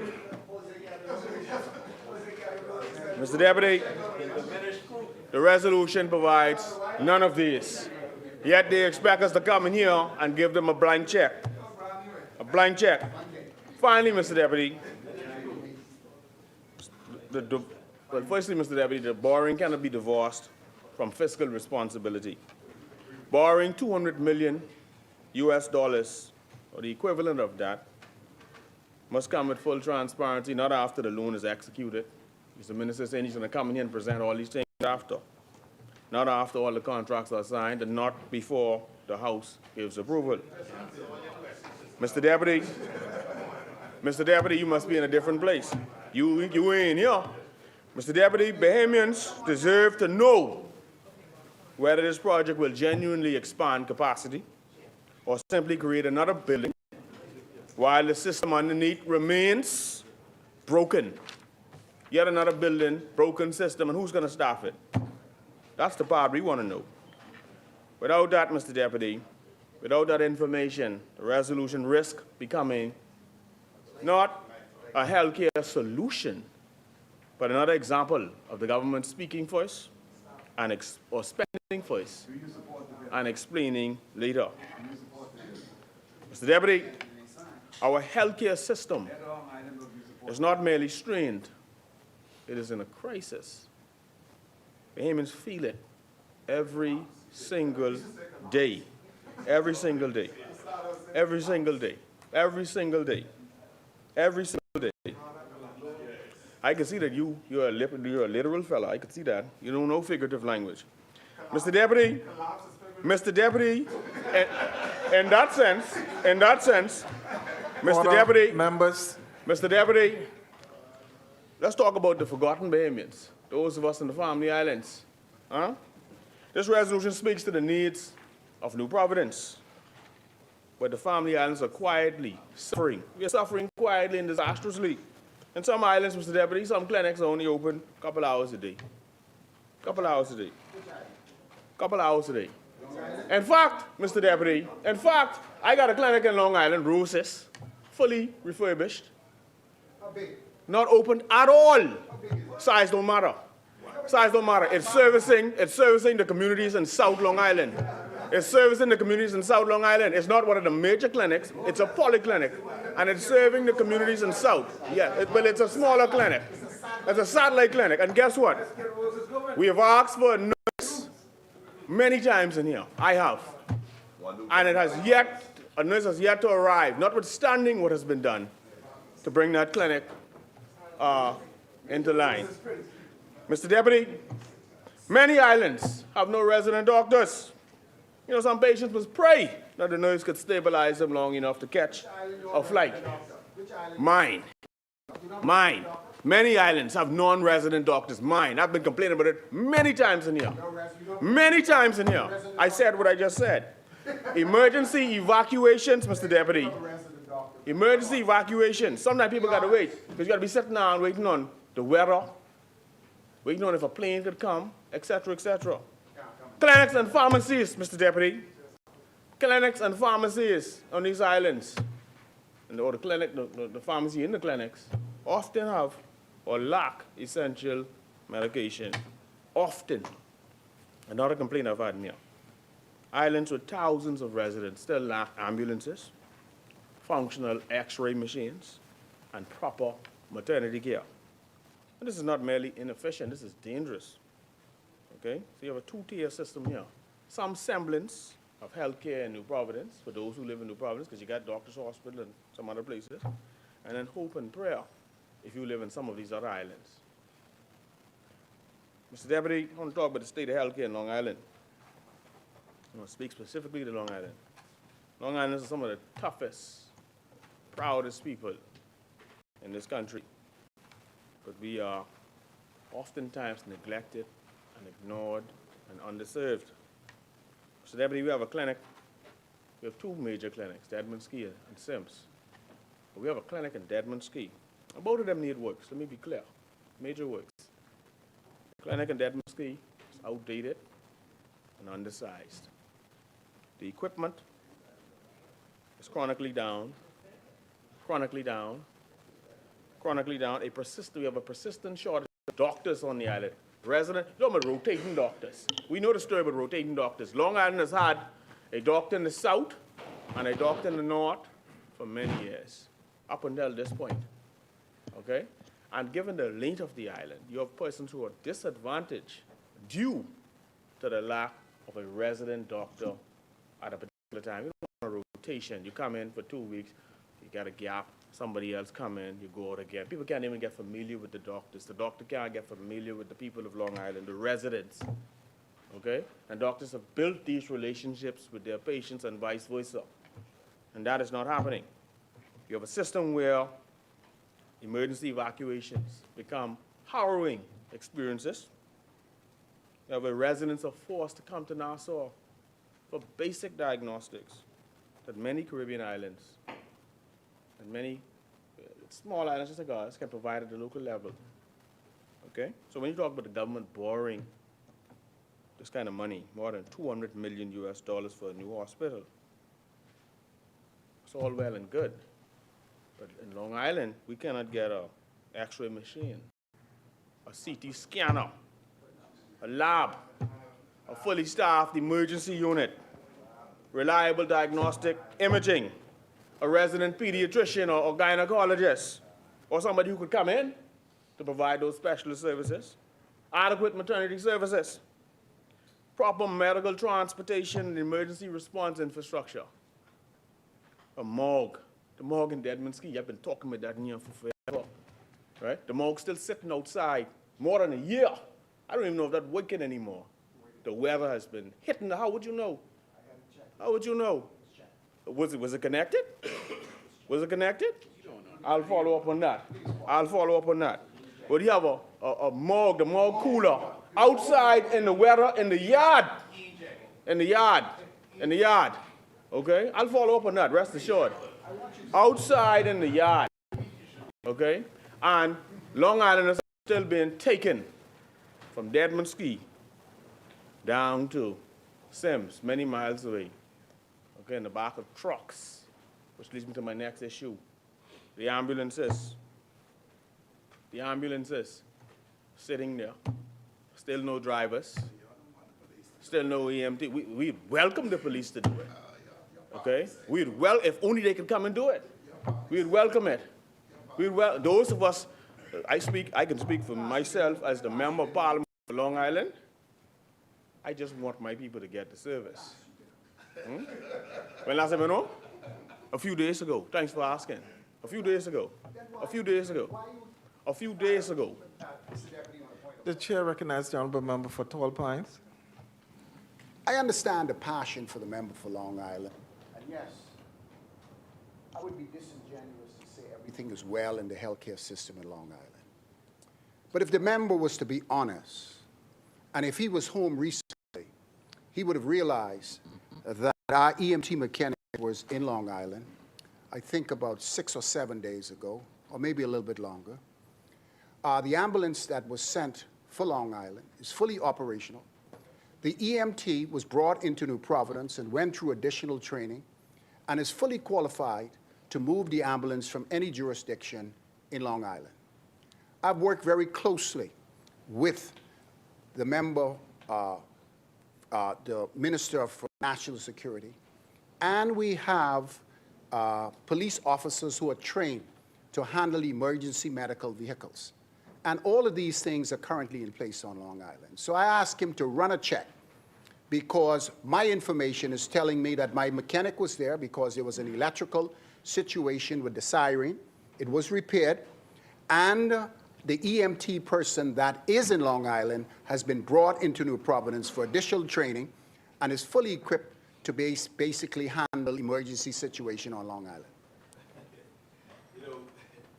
I'm going to respond. It's just a bunch of fancy talk, Mr. Deputy. Here's the reality. Here's the reality. There are no active EMTs in Long Island. Believe me, I know. Okay? I'm constantly home in Long Island. That's my home. This ain't my home here. That's my home. Okay? Let me say that. Secondly, there were 2 ambulances there. Right? The police, like I said, we would welcome them if they would be prepared to drive the ambulances, but we've seen no evidence of that. There's no ambulances moving patients around in Long Island. That is not the case. That is not the case. And Long Islanders, all of you under the sound of my voice, you know that we know what the time is on the ground. Okay? You know that we know. So what I am stating, Mr. Deputy, is the facts as it is on the ground. All this fancy talk about EMT coming into Nassau. The young lady who was a trained EMT on Long Island, she was always a trained EMT on Long Island. They only came to know about her in recent time. But she was trained from 2017. Okay? From 2017. And she was not employed. She was not employed by the Ministry of Health. And that's a fact. She was not employed by the Ministry of Health. Furthermore, Mr. Deputy, there's a need for more than 1 EMT on Long Island.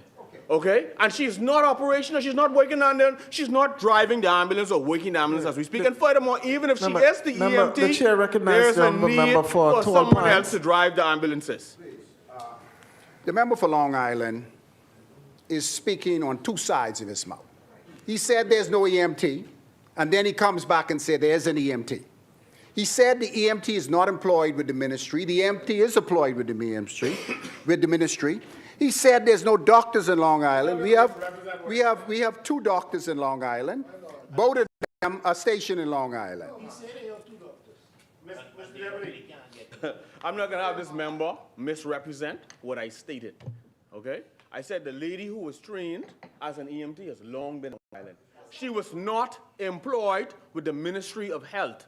Very clear, okay? He has recently sought her out, right? However, let me finish. She is not been utilized in any capacity on the ground as yet in the capacity of any EMT. Furthermore, if she is an EMT, she would likely have to be in the back of the ambulance. Who is driving the ambulance? None of the ambulances have been used as yet in Long Island. Zero. Who's driving them? We don't know. One EMT can't take care of the whole of Long Island. You know how Long Island is? The chair recognizes the honourable member for Tall Pines. In the case of emergency, with emergency medical transport systems, the EMT can drive the ambulance. The EMT can be in the back of the ambulance. The EMT, if it's driving the ambulance, the nurse and the doctor could be in the ambulance. The EMT does not necessarily have to be in full control of the ambulance all the time. You got to understand, listen here, we're dealing with medical emergencies around the Commonwealth of the Bahamas. We need trained medical professionals in the ambulance. The EMT is trained to drive and to be in the back of the ambulance. We're not saying that she drive and be in the back of the ambulance, but the EMT can have the nurse as well as a doctor in the ambulance to transport medical emergencies. I do this all day. He's a doctor. If you listen to the Minister of Health, who's making excuses, as opposed to finding a way to employ the additional personnel needed on the island, he would have the nurses and the doctors ride in the ambulance. Who's going to be at the clinic? There's limited staff already on the island. Already. Who's going to be in the clinic? They must be in the ambulance now? You want the nurses and the doctors to be in the ambulance? Man, come on. And as it relates to the doctors, they are continuing to rotate. They're continuing to rotate doctors. Continuing. We want to know if there are 2 resident doctors on the island. Are they living there, or are they going to be sent back out in 2 weeks? That's the issue. They're there now. And in 2 weeks, another set will be back there. We want resident doctors who will get to know the people of Long Island and who the people of Long Island will know, right? We don't want doctors coming in sometimes, leaving other times, not being present. We want resident doctors, and guess what? While you're at it, get us some EMTs, get us some ambulance drivers, and get the 2 ambulances up and running. That's what we want. That's what we want. We want you to do. That's what we want you to do. Don't lay in on this one EMT. Don't lay in on that one EMT. Okay? We want you to do that. We got the ambulances in. We want you to do that. Now put the drivers in place, get the EMTs. You're welcome. You're welcome. No, it is. Now, Mr. Deputy, what we also need in Long Island, as I stated earlier, generally, clinical repairs, dentists. We need a dentist to be visiting at least every month. Because we need these services. Our people shouldn't be having to jump a flight to come to Nassau to have access to these services. Long Islanders pay taxes too, Mr. Deputy. Long Islanders get sick too. Long Islanders deserve more than political lip service, Mr. Deputy. Mr. Deputy, given that the government is borrowing some $200+ million US, the government should be able to answer some basic questions. Where is the National Healthcare Master Plan? What is the plan to repair PMH immediately? Because PMH needs repairs. What is the Family Island healthcare strategy? How do we stop the mass exodus of nurses? How will we build a new hospital when we cannot properly run the one we already have? Falling to pieces. Why is Long Island being treated as an afterthought? That's what we want to know. We cannot continue to borrow millions. What is the point of order? What is the point of order? The point of order. Chair recognizes Give me an honorable member for opportunity. tall You don't have to be aggressive. I just want to set the record straight, which is my responsibility as minister. Long Island, I want the residents of Long Island to hear me. The member for Long Island is obviously seemed to be out of touch in the last few months of what's happening at our clinics.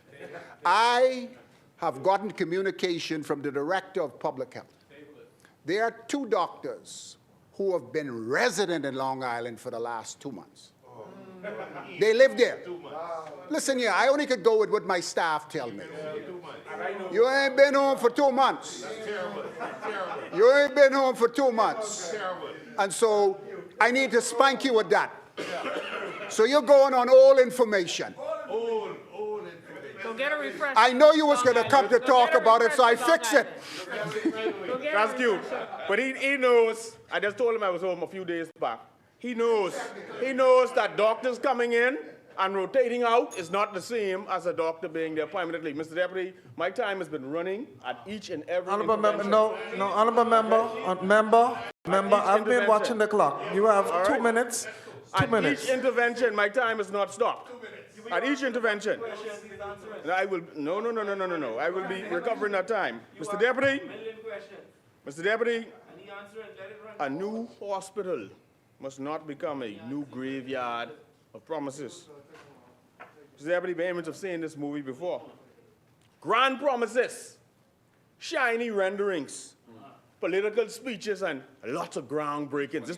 Listen, if this government was a band, they would be known as the groundbreakers. But on the ground, Mr. Deputy, the groundbreakers. On the ground, Mr. Deputy, you got suffering and shortages and dysfunction and disrepair, okay, and despair. If this government builds a new hospital while leaving PMH in shambles and the family islands abandoned, then all we will have done is construct another monument to mismanagement. And the Bahamian people deserve more than photo ops. People taking photos, sticking shovels in the ground with yellow hats. They deserve world-class infrastructure. They deserve equity. They deserve dignity. Mr. Deputy, we need a healthcare infrastructure audit to know the exact conditions and the needs and the cost to upgrade the clinics on these islands. We need this, Mr. Deputy. We need emergency funding for PMH. We need to fix what is broken now, not after borrowing billions and hundreds of millions. We need a family island healthcare equity plan. Every Bahamian should have access to essential services, no matter the island. And as for Long Island, we don't need the fancy talk. We need to see diagnostic imaging, specialist visits. We need emergency capacity, staffing, security. We hear all this fancy talk. Honorable member, your final point. Mr. Deputy, may I have 2 more minutes? Mr. Deputy, thank you. 2 minutes. Thank you, Mr. Deputy. Mr. Deputy, Bahamians are dying from preventable conditions because our healthcare system is collapsing in real time. We need a new hospital, yes, we do. But we need a functioning, upgraded, up-to-date healthcare system, properly staffed. Okay, we don't need no excuses and fancy talk. I speak today not to oppose something new or building something new, but to insist that we must not ignore the old, broken, that is harming our people every single day. The health of the Bahamian people, Mr. Deputy, is not a political football. This is life and death, okay? And I invite the member for Tall Pines to come to Long Island. Let's come down. There's no sitting here and talk. Leave the fancy talk alone. Long Island deserves better Tall Pines. The family islands deserve better Tall Pines. The Bahamas deserve better Tall Pines. And I know you know that. I believe that. Mr. Deputy, I can talk about a couple other issues tomorrow. God spare my life. Oh, yes. I'll be ready for that tomorrow. But, Mr. Deputy, tonight, Long Island will rest. Thank you, Mr. Deputy. Thank you, honorable member. As many, the chair recognizes the honorable member for Tall Pines. Thank you so much, East Grand Bahama. I didn't want to stop the member for Long Island of his final drive. But I need to put some stuff on the record because a lot what he was saying was inaccurate. No need to table. The doctors are there. The doctor's there. The doctors. Now, allow me to finish. Give me their names. I would give it to you. I would give it to you. They have been in position for the last 2 months, and they are on contract for Long Island for 2 years. So a lot of the information is completely inaccurate. And I would give you the name. I can't remember the name. I'll give you the name. That's not what we're talking about. Your information was fictitious. Order, they were fictitious. Members. Go home. Go in your constituency. Go in your constituency. Go.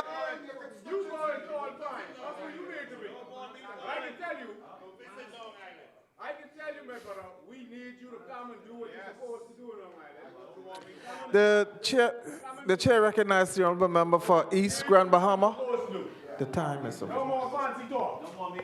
Thank you very much. Thank you very much, Mr.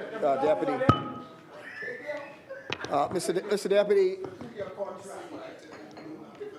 again, it is a privilege to be able to stand here, and the hour is late.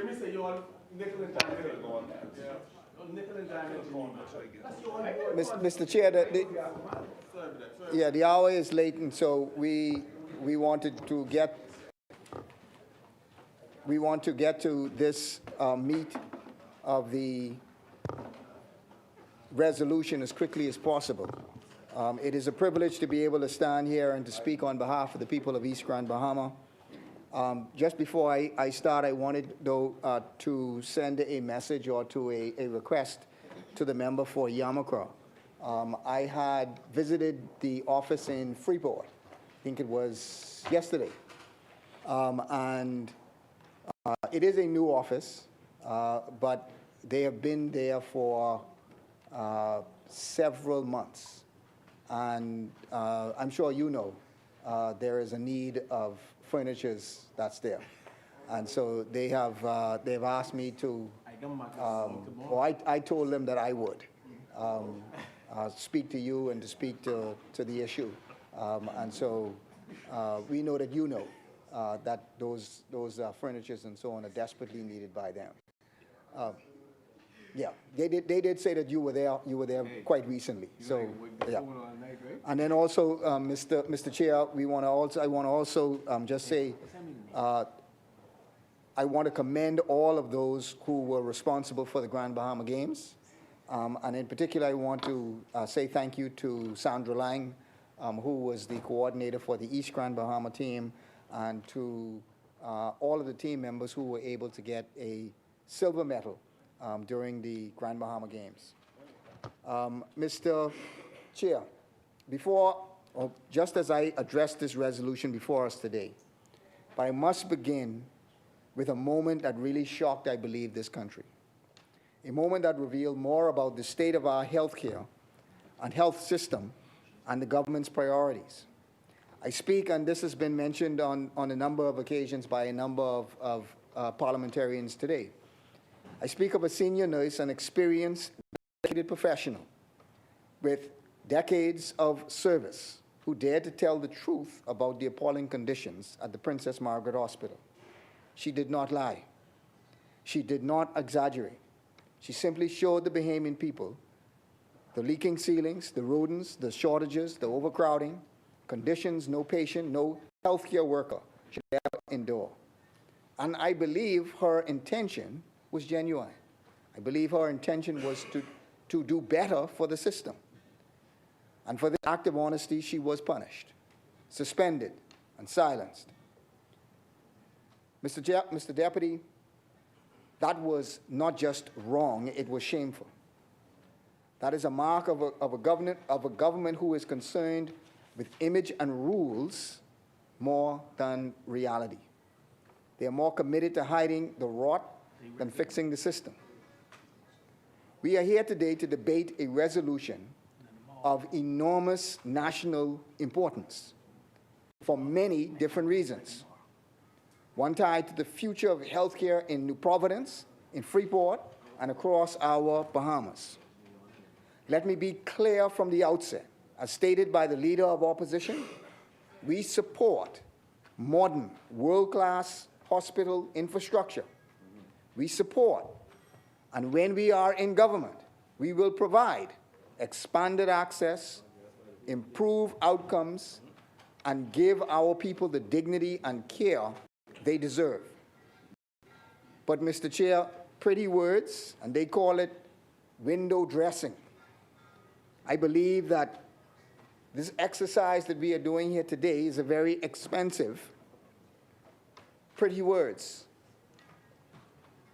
Mr. Chair, the pretty words must be added and matched by responsibility. It must be matched by transparency. It must be matched by sound fiscal judgment. And on all of those counts, time and time again, the government has failed the Bahamian people. Yes. Mr. Chair, this crisis is real. It is lived, it is felt, and suffered by every single Bahamian or every single person that goes through these difficult situations.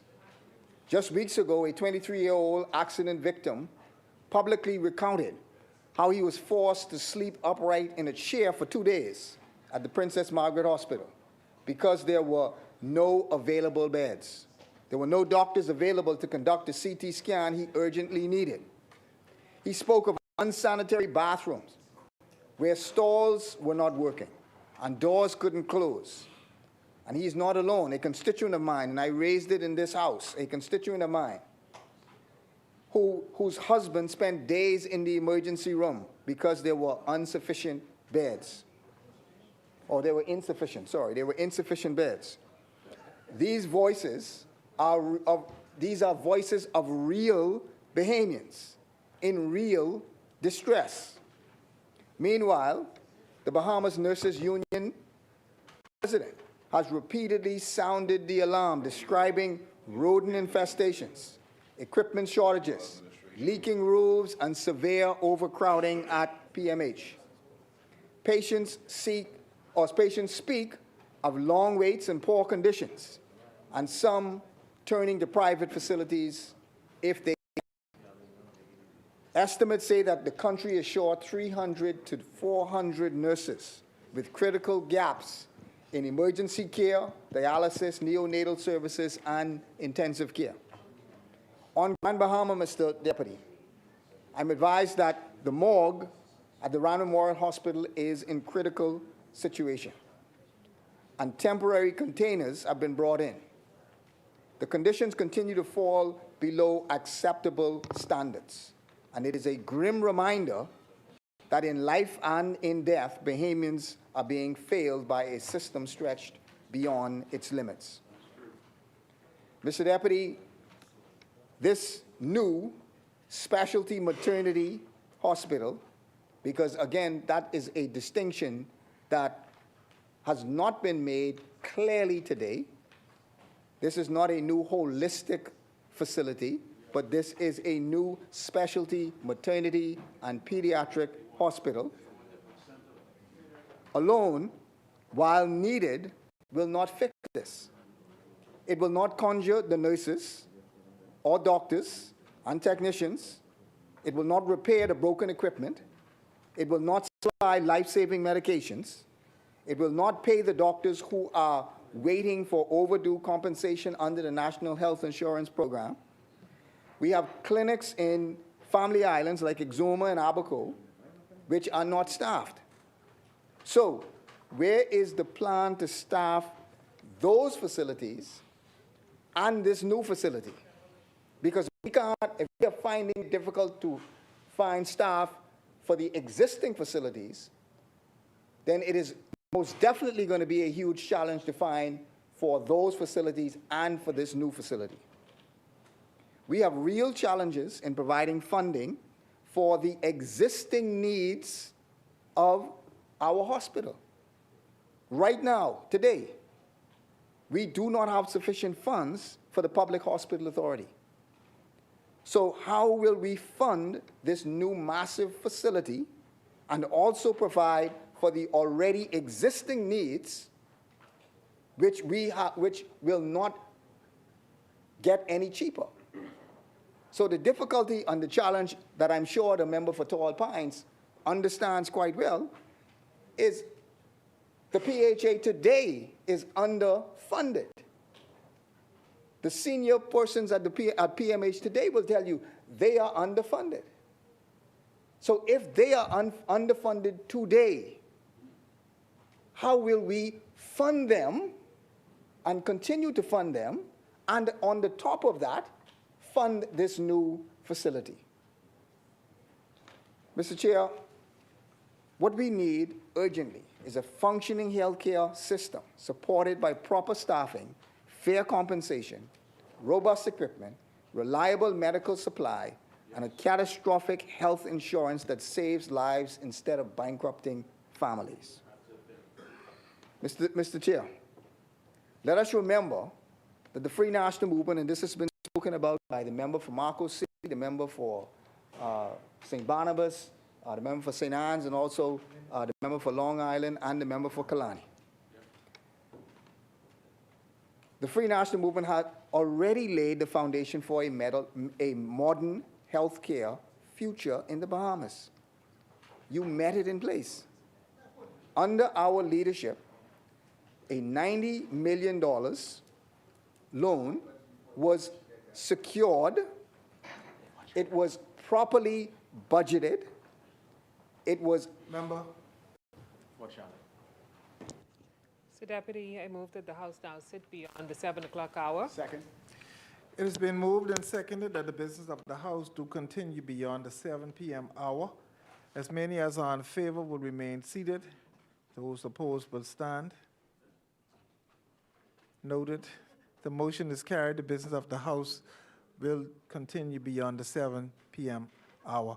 The chair recognizes the honorable member for East Grand Bahama. Thank you, Mr. Chair. And as I was saying, under our administration, a $90 million loan was secured.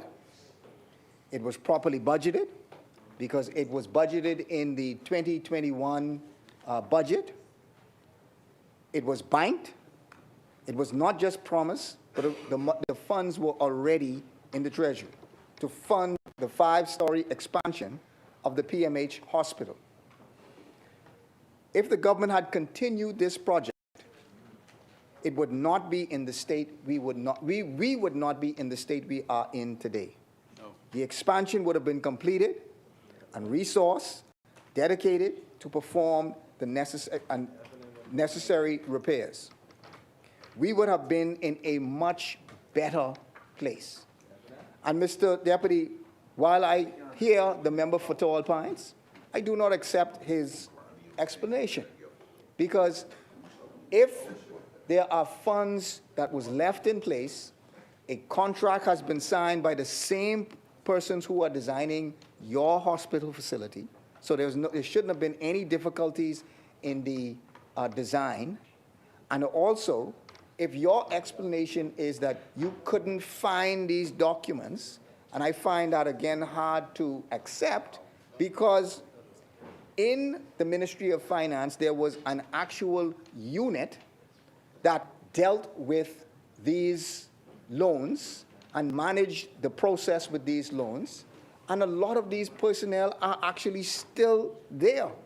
This wasn't a question of some lone person or some one person making some deal on the side. This was the government of the Bahamas, through the Ministry of Finance, making arrangements for a loan. So I find it hard to believe that a minister will not be able to find the necessary information about the loan. Member, the chair recognizes the honorable member for Tall Pines. Mr. Deputy, with all respect to East Grand Bahama, I thought I made it extremely clear. Even when the member for Marcos City laid the documents that are common knowledge in any internet search, we found the documents on the internet. We went, no, what Marco City laid, they were all, no, I'm speaking specifically to him. Be careful what you say. You found the documents on the internet. What he has laid. No, I just want to clear that up first while I'm on my feet. No, while I'm on my feet. We knew that the money was at the central bank. That's enough evidence to say that the money was in country. What we could not find was the fact how the $20+ million was distributed with grant funding that was tied specifically to the loan, that if we accepted the loan facility for the hospital, we would have accepted the grant funding that was tied in with it. It's still a mystery. Thank you for saying that. It's still a mystery. I appreciate you saying And we went to the bank to renegotiate, to separate. That could not be done. The second thing that we also want, oh, let me finish, you will have a chance. No, between me and you, we had a situation where the two loans cannot be debundled. It couldn't be debundled. And it was our responsibility, because of lack of transparency of the former administration and the shredding, which we believe, of documents that we could not find. I want to make this very clear. When I became minister, I was confronted with almost $30 million of bills that I could not substantiate in the former administration. And years later, we were getting bills coming in from all over the place we know nothing about. Things were happening under the competent authority that we could not identify, that went further and superseded all aspects of governance. If you want me to be completely transparent. I want you to answer the question. I answered the question. The money went back. Yeah, okay. And we sent it back because we could not decouple the loan.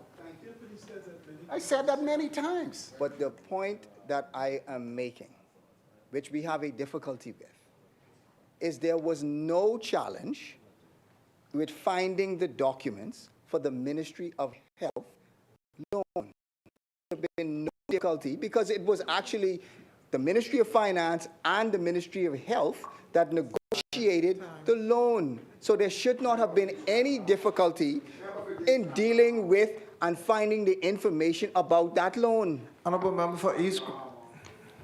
In case you were not aware, when I became Minister of Health, the Ministry of Health was gutted, run by some junior staff, and most of the responsibility of the Ministry of Health was at the office of the Prime Minister. The Ministry of Health is still trying to find out what happened during the competent authority. And to be very honest with you, it demoralized the entire Ministry of Health. So if you're asking me to find documents related to this loan in the Ministry of Health, it don't exist because they were never there.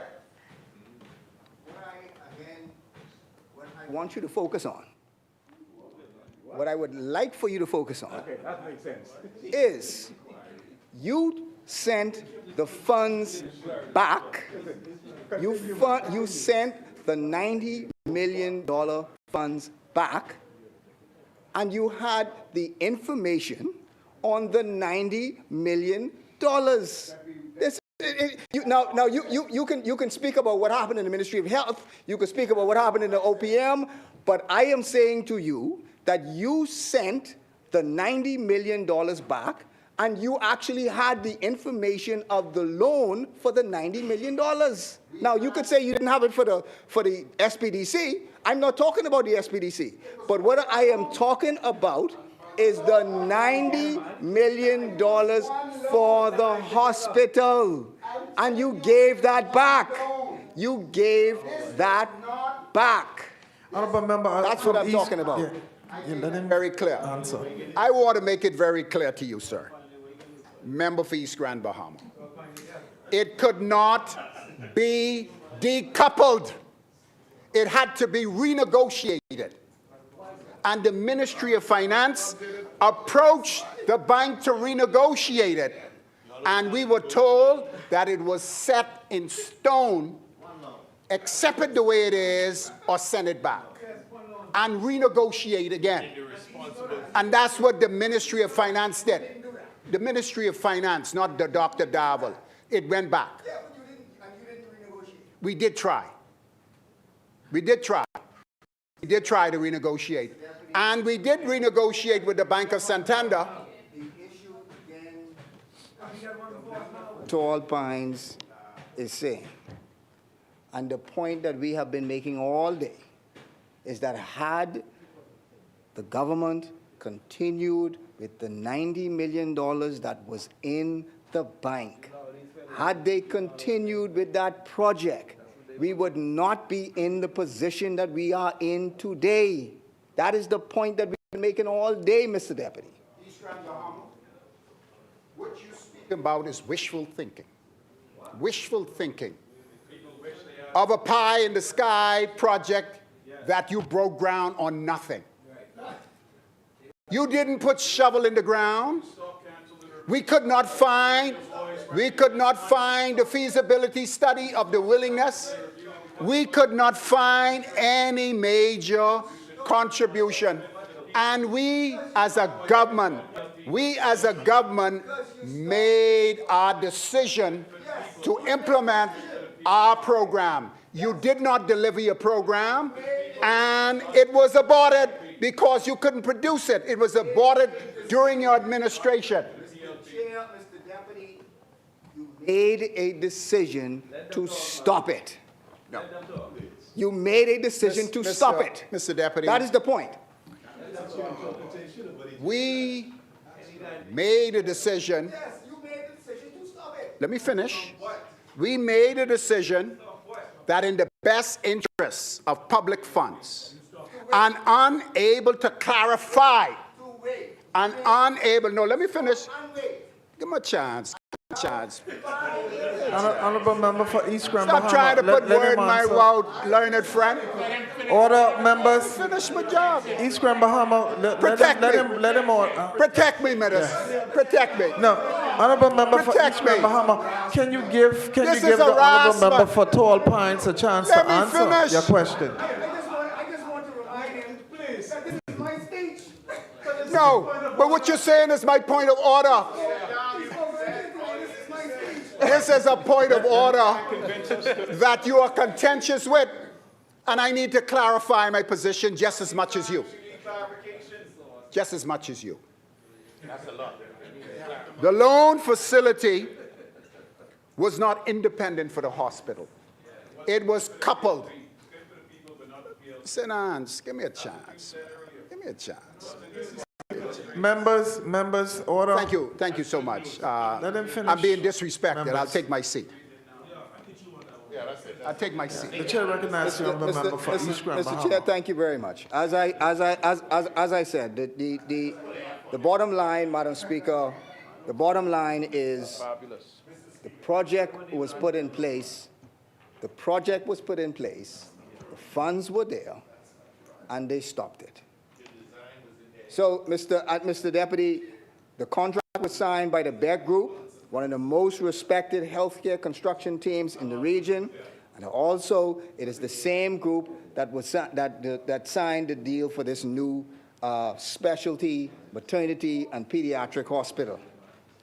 And yet, for reasons we still say are unexplained, the Progressive Liberal Party canceled the project and sent the money back. They returned funds that could have already built the new operating theater. They returned funds that could have already expanded the ICU capacity. They returned funds that, again, could have erased the crushing burdens of overcrowding and could have also assisted the nurses and the doctors. They sent the money back.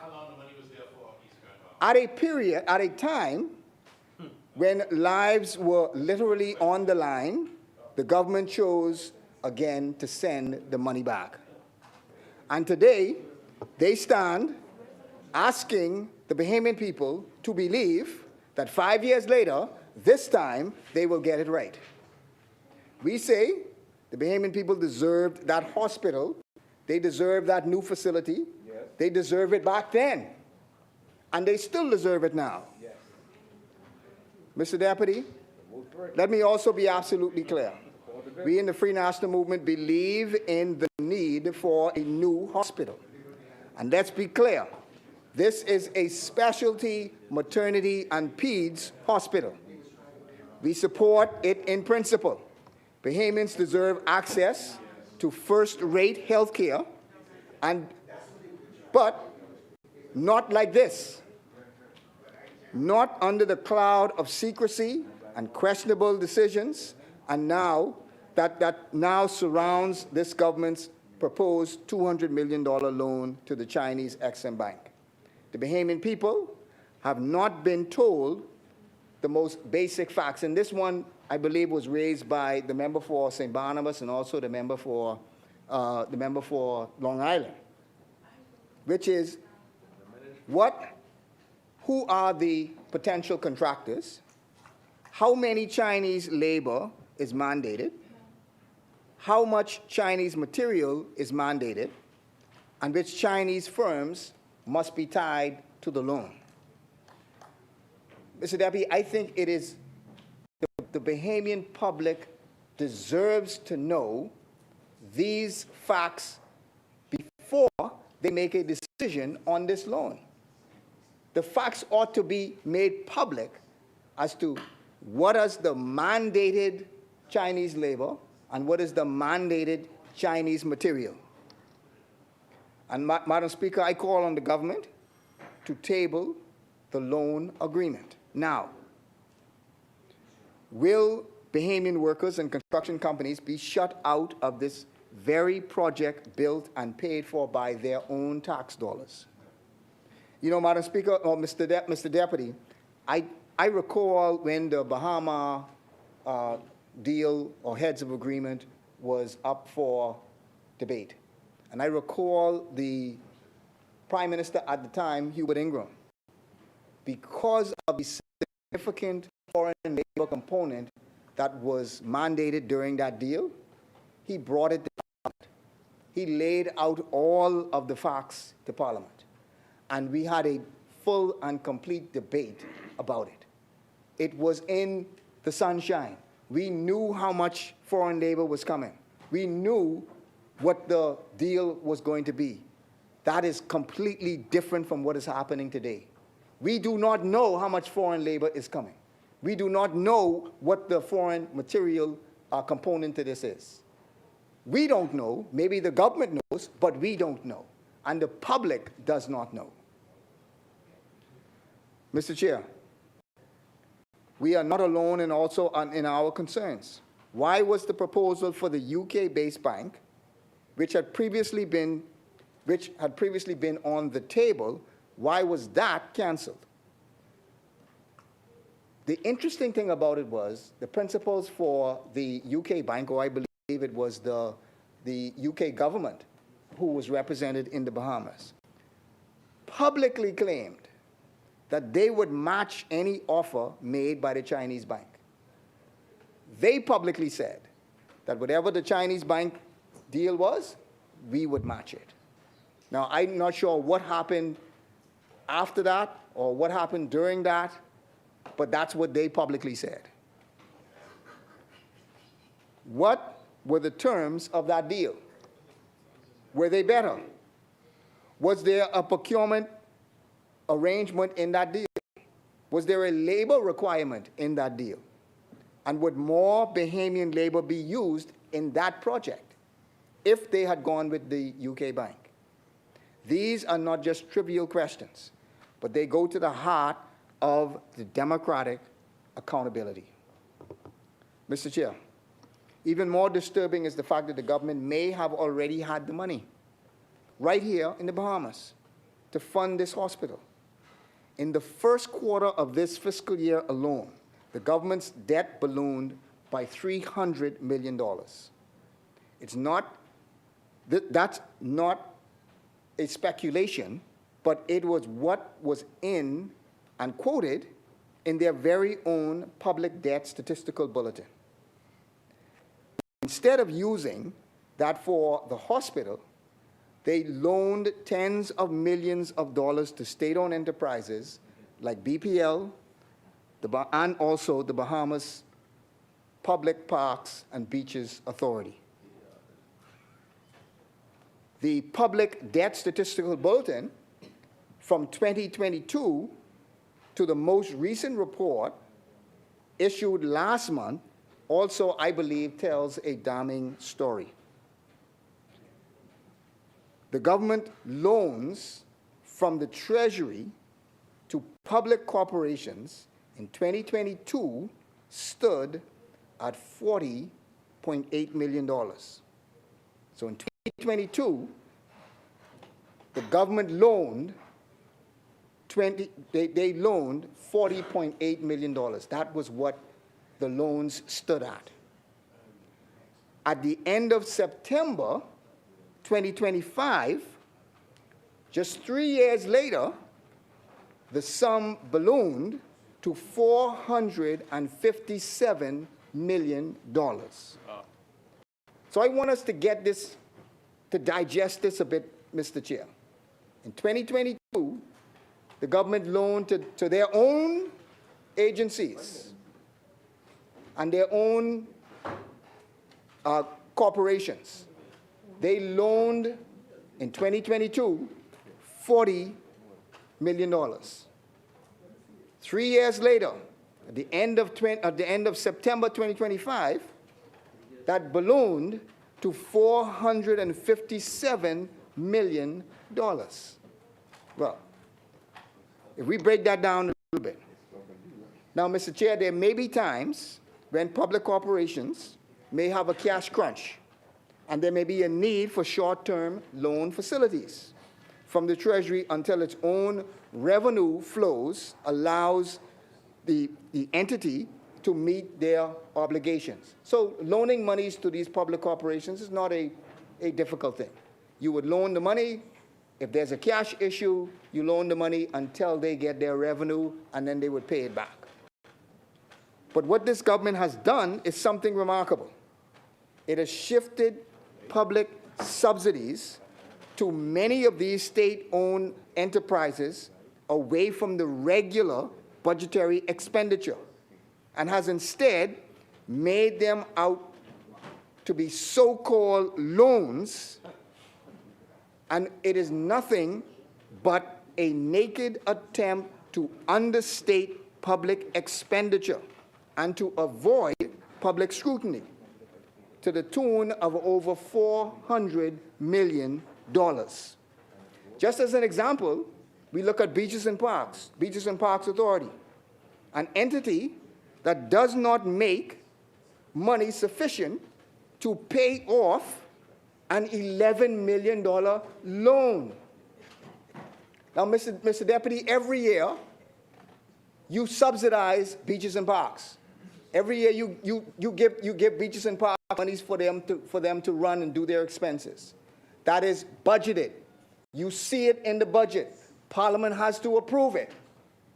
So why would it be necessary to loan monies to beaches and parks when beaches and parks, as far as I understand, do not have the revenue to pay it back?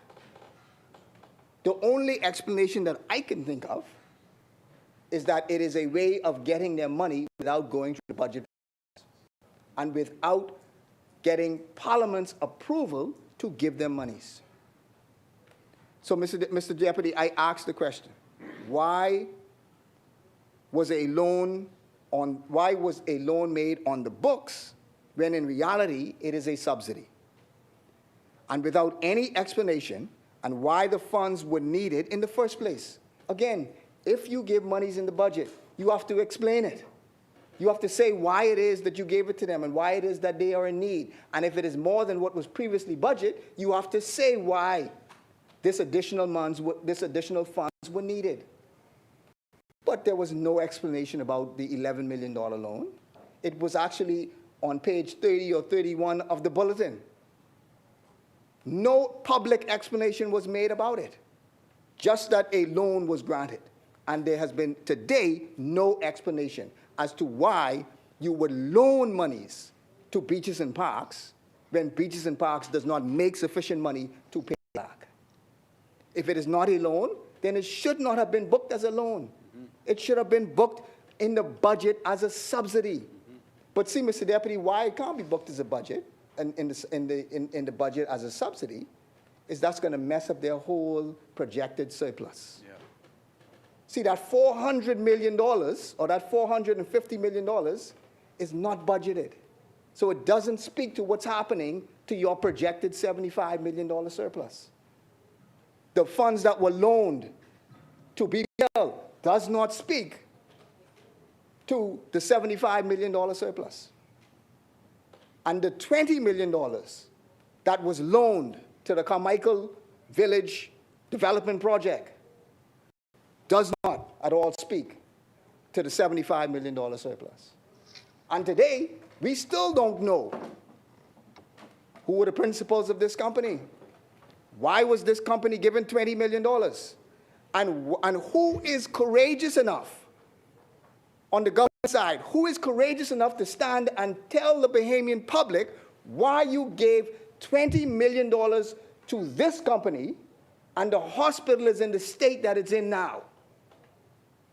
Tell the Bahamian public why it is that and what justifies you giving $20 million, 10 at first instance and another 10 at another instance. What justifies this company being granted $10 million and the hospital is overcrowded? The hospital needs nurses. The hospital needs doctors. The hospital needs medication. Tell the Bahamian public that these people in Carmichael Village, whoever they are, and for whatever reason they were given that money, deserve it more than the hospital deserves it. Mr. Deputy, as I close, the Free National Movement offers a better way. It offers a transparent way, a Bahamian way, financed by reallocating wasteful spending and SOE subsidies, and by reprioritizing capital projects that do not meet the urgent needs of our people. We would ensure that Bahamian architects, engineers, contractors, and workers are at the center of our National Hospital Development Plan. And we would do it with full public accountability. No secret deals, no hidden clauses. We will let you know what the component, what the labor component is. So, Mr. Deputy, we in the opposition support the building of a new hospital. Yes. Okay. We support it. We support the building of a new hospital, but not at any cost. We demand full disclosure of this loan, a proper healthcare roadmap for the nation, and accountability for the hundreds of millions of dollars already spent and misallocated. The Bahamian people are not asking for miracles. They are asking for their medication, for dignity, for fairness, a future that they can trust. So, Mr. Deputy, the FNM stands ready to deliver. Thank you. Thank you, Honourable Member. As many, the Chair recognizes the Honourable Member for Fort Charlotte. Thank you very much, Mr. Deputy. I wish to say thanks to the people of Fort Charlotte for affording me the opportunity to represent them. And I want to begin by recognizing two families who are grieving at this time. The family of Enid Dean, her 8 children and siblings through the pit road, and one of whom I've worked with very closely, Nicholas Hyler, a talented artist, musician, and member of the Royal Bahamas Police Force. I also wish to extend condolences to the family of Karen Lightbourne and her close and extended family, and especially her sister, Janet Turnquest, who is the secretary of our community center and has been, as a former teacher, retired teacher, has been every day involved in after-school, organizing the chess classes, the Creole classes, and also the exercise classes for the seniors. I just want to extend love and just prayers to these families at this time. Mr. Deputy, this is a very critical debate because it deals with the country undertaking a very significant financial obligation. And of course, the first thing we have to ask is the reason. I heard it said today that all that is being proposed is a big maternity ward. But I want us to refocus, Mr. Deputy, and look at the challenges facing the national development of the Commonwealth of the Bahamas. The Prime Minister framed the debate in a very narrow but very specific way in terms of the national priority and the national development agenda of the Commonwealth of the Bahamas. Health, he said, and access to quality health care is a fundamental right. A fundamental right, Mr. Deputy. It is not a privilege of the few, not just for those who can afford to hire anyone who have the means, but a fundamental right means that everyone, irrespective of our socioeconomic circumstances, should be able to access quality health care. And also, Mr. Deputy, as a fundamental right, it is also an indispensable component for sustainable national development. It is in that context, Mr. Deputy, why a specialty hospital? And we need to start by looking at what is the epidemiological reality in the Bahamas. This has nothing to do with the rhetoric of party. We're talking about what is the epidemiological reality of the Bahamas, Mr. Deputy. Number one, we have a high degree of cancer in the Bahamas, and especially breast cancer. That is a reality, Mr. Deputy. That is an epidemiological fact. We also have, Mr. Deputy, a high degree of renal failure.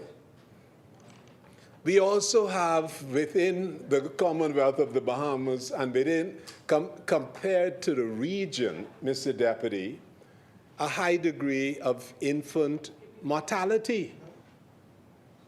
Mr. Deputy, these epidemiological facts impact national development and should help to frame the priority in terms of the development of health, public health priorities within the Commonwealth of the Bahamas.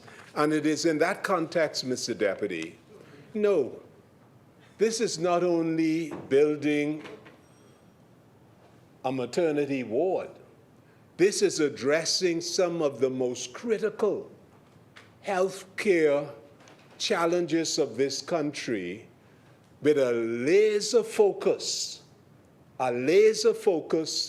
on those segments of our community where we have a high degree of non-communicable, whether it's diabetes and other non-communicable diseases, so that we put a laser focus, Mr. Deputy, on addressing the epidemiological challenges and promoting wellness.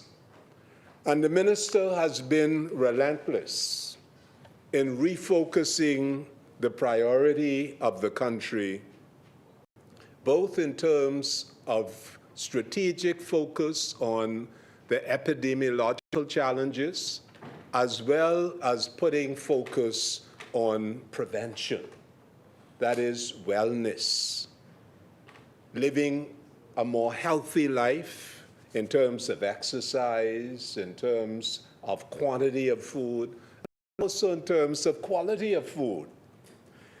It is in that context, Mr. Deputy, when this project was started, I want to, first of all, commend the minister for making consultation an indispensable part of your focus and showing the respect to Fort Charlotte. There have been at least 5 town meetings starting in 2024, in May of 2024. A number of stakeholders within Fort Charlotte went to the Ministry of Health. And the minister outlined what was proposed, listened to the feedback, and went back to the drawing board and incorporated the concerns. 1 year later, Minister, and I have the date here, on the 14th of May, 2025, the minister had a town hall meeting at Sybil Blyden School. At Sybil Blyden School. And you know, Mr. Deputy, when I'm to represent my constituents, I have to listen. And I remember taking notes at that meeting, Minister. I remember Dr. Gemma Roll talking about and challenging the minister about staffing, about maintenance, putting in place a robust maintenance program, and also not to lose sight of male health. I remember Mr. Calvin Leash at that same town meeting. He said, explain to us how you will alleviate and avoid traffic congestion, noise pollution. How will you ensure that there is some support? And he put forward a recommendation when it was said that this investment will increase the value of properties. It was observed that in the Grove area, for example, you have a lot of retirees, and that may constitute a burden, and a recommendation was made that there perhaps be some rebate with respect to real property tax. I remember Mr. Clifford Johnson, the former managing partner of PricewaterhouseCoopers and a resident of Fort Charlotte. He said, well, have you done the research about location? Because the fastest growing demographic is in the South. And the minister explained that there were a number of sites which were analyzed. And the technical recommendation was that this was the best of the sites which were examined. And then within that context, Mr. Deputy, you know, we live in, most of us live in Nassau, so there is the temptation to be Nassau-centric. But I remember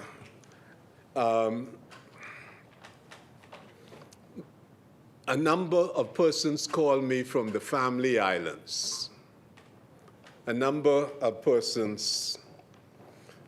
And they said, well, Minister,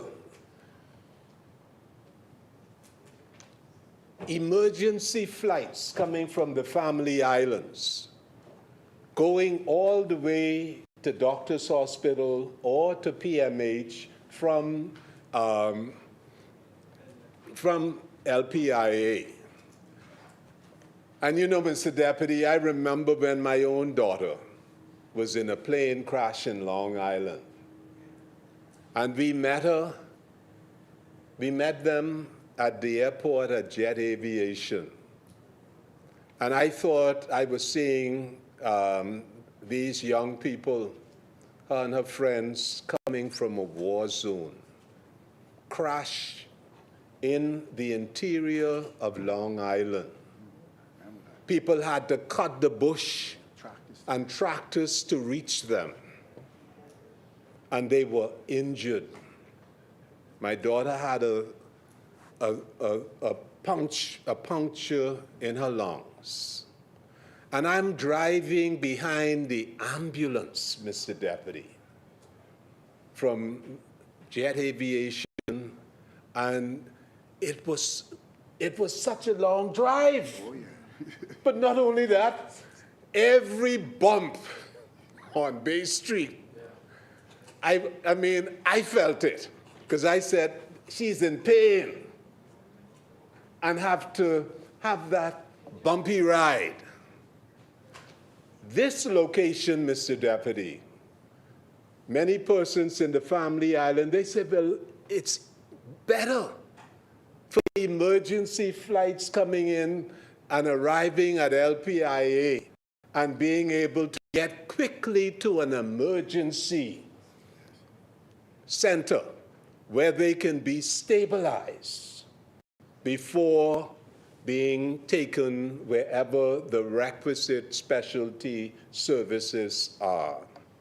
And then I remember Glenville Johnson made the point, and he said, we have to try, I mean, how will this impact residential quality of life in the surrounding areas? And then Robbie Rackham, who is from Rock Crusher, he said, well, how will the community of Rock Crusher and Chippenham, where we have all these artisans, plumbers, carpenters, drywall, a long, deep tradition of artisanship going back generations. And the minister explained that this project, it was in negotiation, and priority is being stressed for Bahamian contractors and artisans to be engaged in this project. Then you had Ms. Tiffany Bowe, who spoke about within the community where you have so many seniors. She talked about home care and transitional care and how this facility will be able to provide support for home care and transitional care. And I remember Mr. Carlisle Bethel. He spoke, he said, will this mean that investment that is necessary for PMH will not be done? And the minister responded that at that time, the minister had already made a commitment for the rehabilitation and expansion of accident and emergency, and up to this date, over $8 million has been poured into the refurbishment, expansion of the accident and emergency of PMH. Mr. Deputy, I listened to the concerns of the residents of Fort Charlotte. And I've engaged the minister, and we've been engaged continuously about how do this project address the concerns of the community in which it will be located. And that is flood mitigation was one of the first areas. Because in Fort Charlotte, like many of our communities, communities have been built on sensitive wetlands, sensitive areas. You have 3 subdivisions, Adustra 1, 2, and 3. And Mr. Deputy, would you believe that in that community, 3 subdivisions, not one park? Children have to ride their bicycle in the road. I mean, what are we thinking of when we build these places, Mr. Deputy? Then when you go to the Grove, well, you see some very nice homes, very large homes, but there are no parks. No parks. How do you maintain the quality of community life without parks? Then when you go to Rock Crusher, Mr. Deputy, no park. All you have, well, thank God, the Church of God basketball court and a little park for the community, but no park for the community. What happens when they get off from work tired and they want to go and walk a trail? They want to go and have access to some calisthenics to condition themselves, lose stress. What happens, Mr. Deputy, if they want to just play some game with their neighbors and so on? Then when you go, Mr. Deputy, to St. Albans, when you go to Paul Track, no parks. You have a passive space, Sean Simonet space, but no parks, no facilities. Why do we box our community? You could barely go to the beach with these developments and access in many cases made difficult. What is happening to our people? This project, and we've had these discussions, part of this project is that you will have a system of parks around the hospital, touching Rock Crusher, touching Adustra Estate, touching Paul Track, where that will serve a dual purpose. It will serve the purpose of therapy, that is, and Mr. Deputy, you know, I was doing some research, and I have to thank Ms. Alicia Savusis, who is a consultant with me. And she said, the healing power of parks is endorsed by Dr. Howard Frumkin, former dean of the University of Washington School of Public Health, who said, and I quote, if we had a medicine that delivered as many benefits as parks, we would all be taking it, end quote. Research by Klein and Federo in 2023 links park walks to reduce anxiety, depression, and improve birth outcomes. Cohen, Burroughs, and Guam in 2022 found green spaces reduce chronic disease complications and enhance overall health, while Giles, Corty, and Donovan in 2002 showed proximity to parks boost activity. Also, WIT in 2019 demonstrated that 120 minutes in green spaces improves well-being. Federo and Klein report, The Power of Parks to Promote Health, highlight a shift in healthcare, with hospitals and insurers supporting park-based health programs.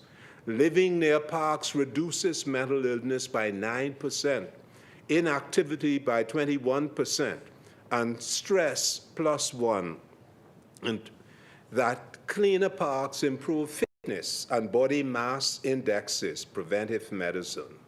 The proposed Bahamas Hospital Park system will enhance patient recovery and community well-being with therapeutic trails, fitness stations, healing gardens, and modern amenities like exercise equipment and Wi-Fi. The park grounds will facilitate a sporting field for the community, sporting events, as well as a softball pitch, basketball. All of these, Mr. Deputy, benefits the hospital and its wellness program and benefits the partner, which is the community of Fort Charlotte. There's also, Mr. Deputy, the minister has shared with us today that the hospital will not only be concerned about its own flood mitigation, but it sees itself as part of an ecosystem.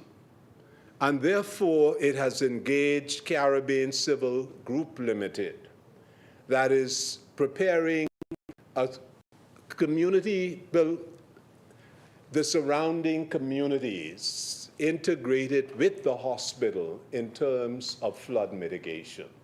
And therefore, we have an opportunity, Mr. Deputy, to do what ought to have been done when Vista Marina had been built. Therefore, we wouldn't be today sending in trucks to pump water out of Vista Marina when there is heavy rain or hurricane. We have that opportunity today. But a third benefit, Mr. Deputy,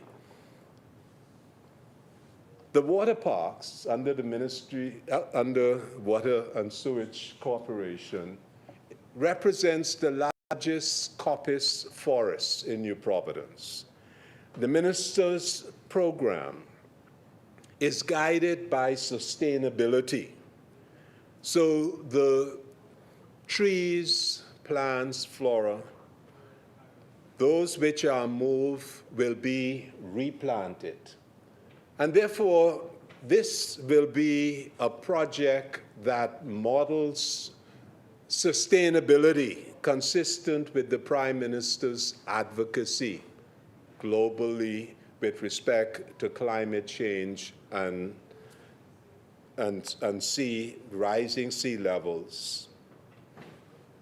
We have an opportunity, Mr. Deputy, having listened during these town meetings and in our consultation with the Minister of Health to address long-standing issues within the community of Fort Charlotte. That is, recreational spaces which will serve the park system, as well as flood mitigation infrastructure and civil works that will address some of the long-standing flooding problems. And in this case, you know, Mr. Deputy, I was in India 4 months ago, and I visited, it's very interesting, I visited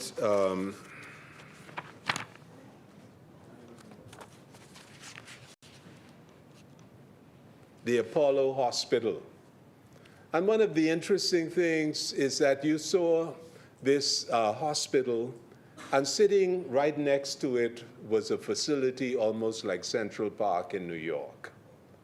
That is a park that was part of the therapeutic work of the hospital and provided the public and the surrounding community a recreational space for exercise, for community gathering. And we have this opportunity today. And the residents, our compatriots in our family islands, to provide a closer health facility to LPIA so that they can get quicker emergency intervention. Minister, I want to thank you for your partnership, listening to the recommendation and concerns of Fort Charlotte. And Fort Charlotte supports the resolution. Thank you, Mr. Deputy. Yeah. Okay. The chair recognizes the honorable member for Golden Gates.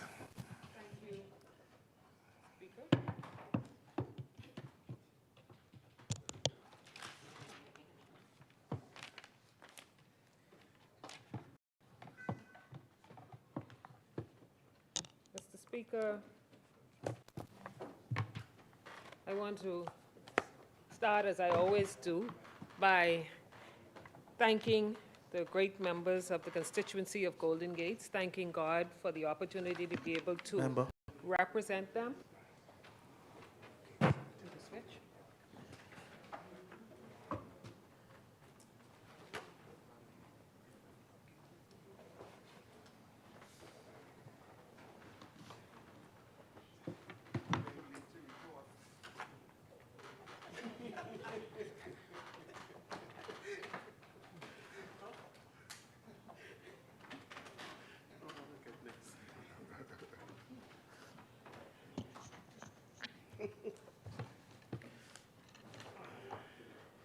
Honorable member.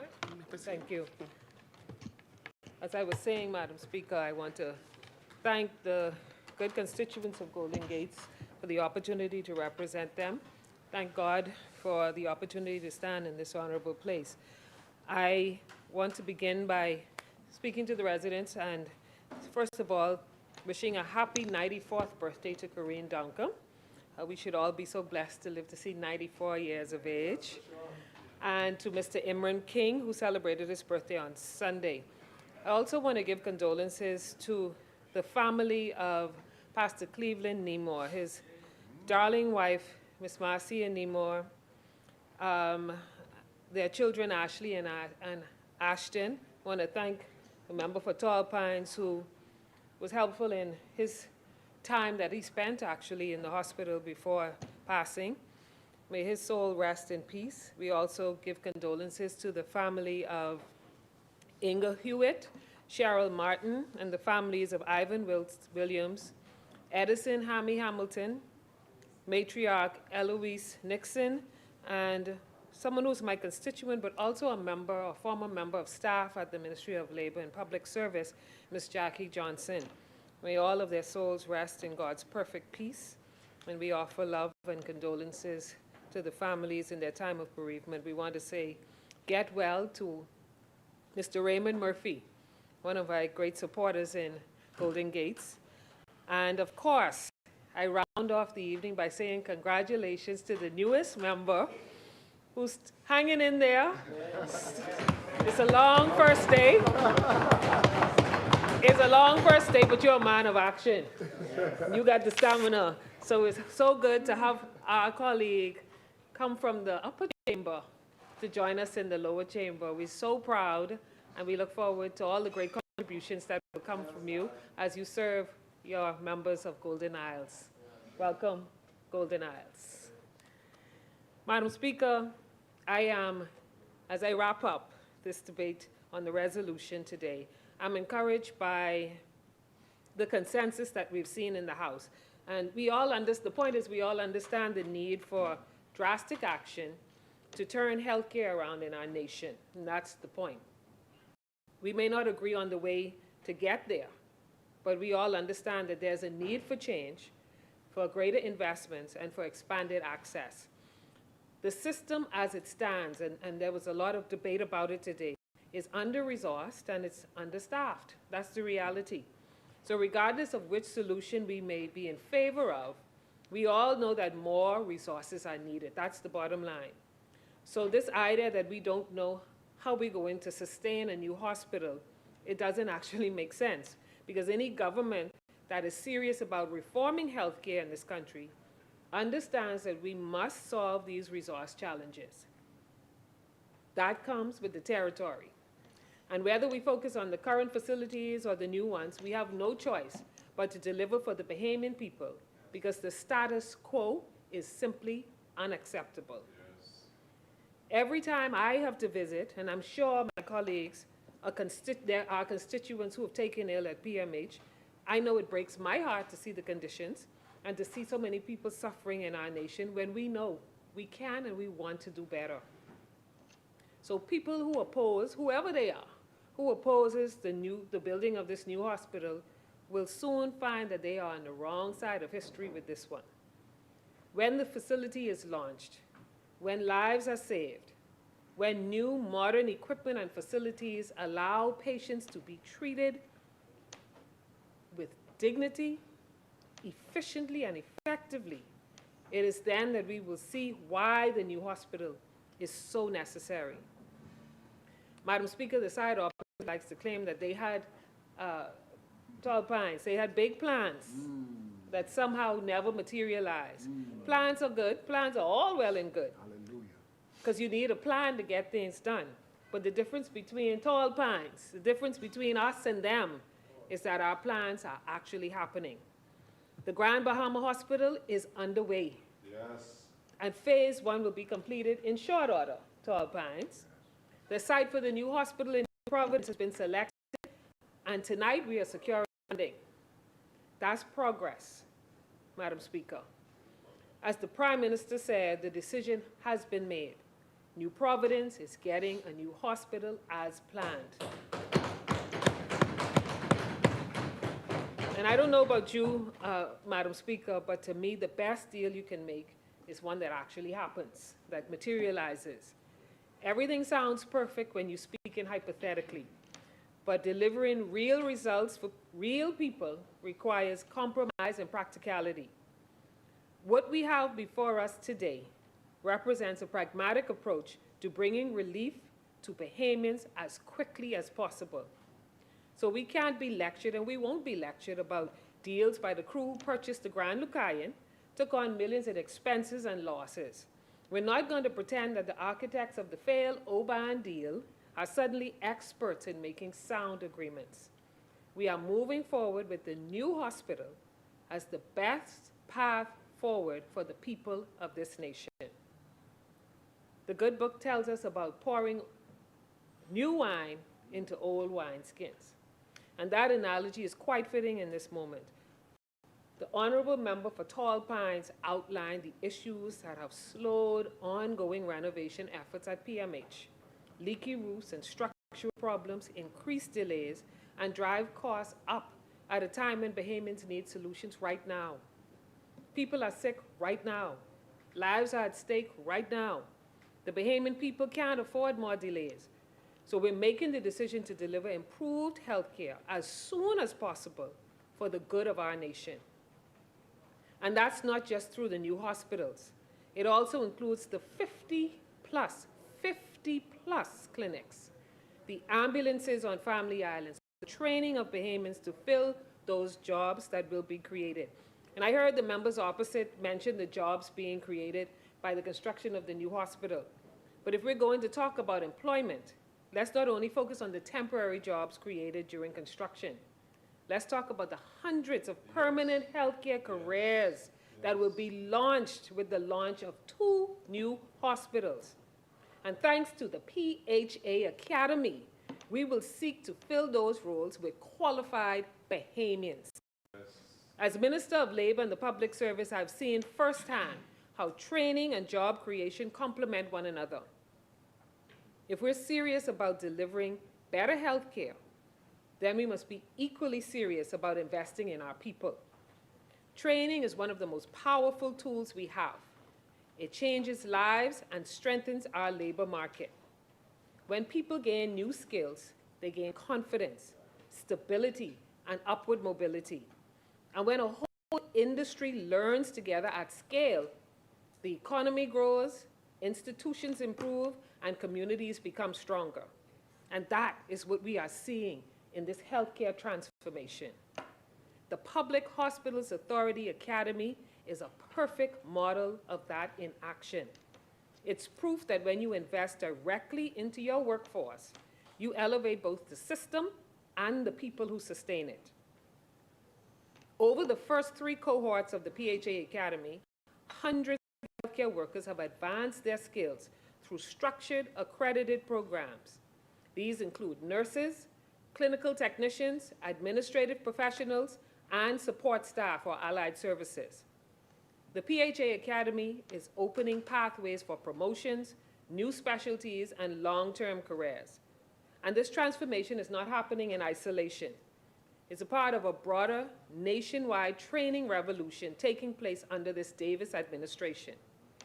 The expansion of BTVI across multiple islands is giving hundreds of Bahamians access to technical and vocational training closer to home. CAPAS is nurturing the next generation of creatives and performers. DigiLearn and Upskill are giving Bahamians free access to digital certifications that match the skills employers are demanding right now. And the National Apprenticeship Program is providing training tied directly to paid employment opportunities in high-demand sectors, and health and allied services is slated to be one of those sectors. This is what cohesive national development looks like. We're building new hospitals. We're strengthening clinics. We're expanding emergency response, but we're also building the workforce that will keep the entire system strong for decades to come. We are connecting Bahamians to real opportunities on every island and at every level. So, Madam Speaker, as we close this debate on this resolution, let's remember that the heart of healthcare is the people. Yes. This resolution helps to ensure that our people will have the facilities, the tools, and the care they deserve. It's another step forward in building a healthier, fairer, and more resilient Bahamas. So I am proud to stand with my colleagues, and I heartily congratulate our Prime Minister and our Minister of Health as we continue the work of delivering meaningful change for the Bahamian people, not just in healthcare, but in every major sector in this nation. And with that, Madam Speaker, Golden Gate supports this resolution. I thank you.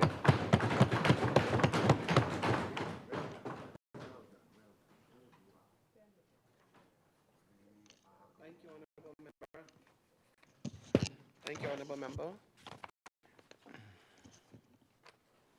It has been moved and seconded that the following resolution be agreed. Whereas the growing population in the island of New Providence and the wider Bahamas requires an additional hospital facility to meet the health needs of Bahamian citizens and residents, the hospital project. Now, therefore, be it resolved that this House authorizes the minister to borrow from Exim Bank an aggregate principal amount not exceeding renminbi 1,423,500,000 yuan only, and not exceeding 73% of the commercial contract, or such other currency as the minister may determine for the hospital project. 2, approves the minister to enter a loan agreement or such other debt instrument to facilitate the borrowing described in 1. 3, approves the proceeds of the said loan being used for the purpose of the hospital project. As many are in favor will remain seated. Those opposed will stand. The motion is carried. The resolution is agreed.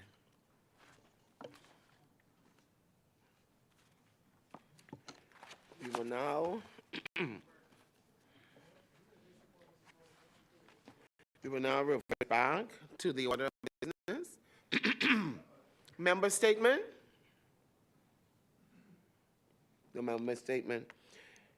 Appointment of select committees. Instructions to select committees. Discharge of select committees. Notices for future meetings. Madam Speaker, I beg leave to give notice of the following.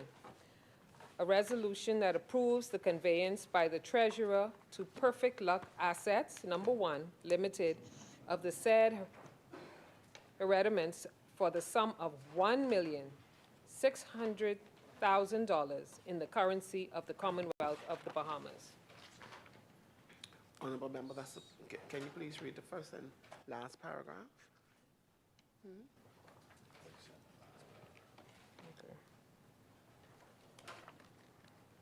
Whereas the Treasurer of the Commonwealth of the Bahamas, a corporation sole established under Section 4.1 of the Ministry of Finance Act, Chapter 23, Revised Statute Law of the Bahamas 2000, hereinafter referred to as the Act, is seized in fee simple in possession of the hereditaments more particularly described in the schedule hereto.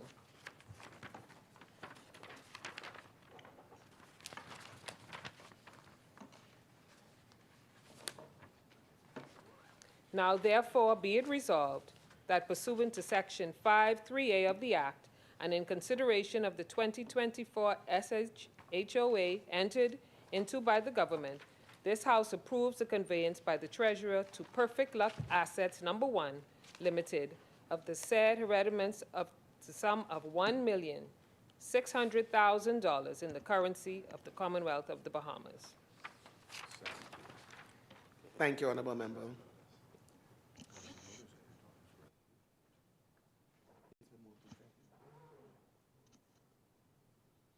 Further notices? Madam Speaker, I beg leave to give notice of the following. Resolution approves the land exchange by which the Treasurer conveys the land in the first schedule to VACUS, and VACUS conveys the land in the second schedule to the Treasurer of the Commonwealth of the Bahamas. Whereas the Treasurer of the Commonwealth of the Bahamas, a corporation sole established under Section 4.1 of the Ministry of Finance Act, Chapter 23, Revised Statute Law of the Bahamas 2000, is seized in fee simple in possession of the hereditaments more particularly described in the schedules hereto.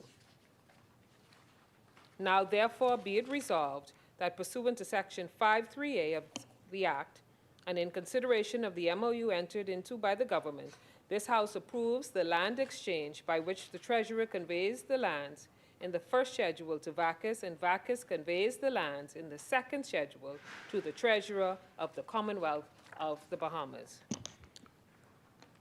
Thank you, honorable member. Order that the notices be brought up.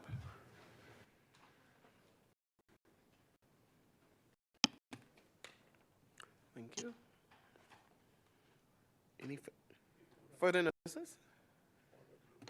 Order the notices to lay on the table. Future notices? Renew all notices in the name of the government. Thank you, honorable member. Adjournment?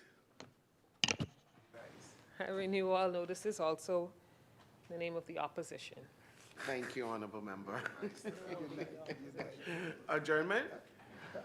Madam Speaker, I move that the House now adjourn to Thursday, December 4th at 10 a.m. Thank you, honorable member. Is there a seconder? Second.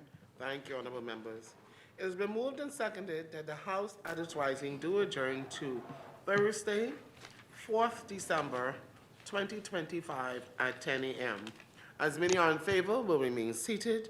Those opposed will stand. Motion is carried. Final adjournment? Final adjournment to Thursday, the 4th of December, 2025 at 10 a.m. Thank you, honorable member. Is there a seconder? Thank you, honorable members. It has been moved and seconded that the House stands adjourned to Thursday, 4th of December at 10 a.m. All right. Go girl.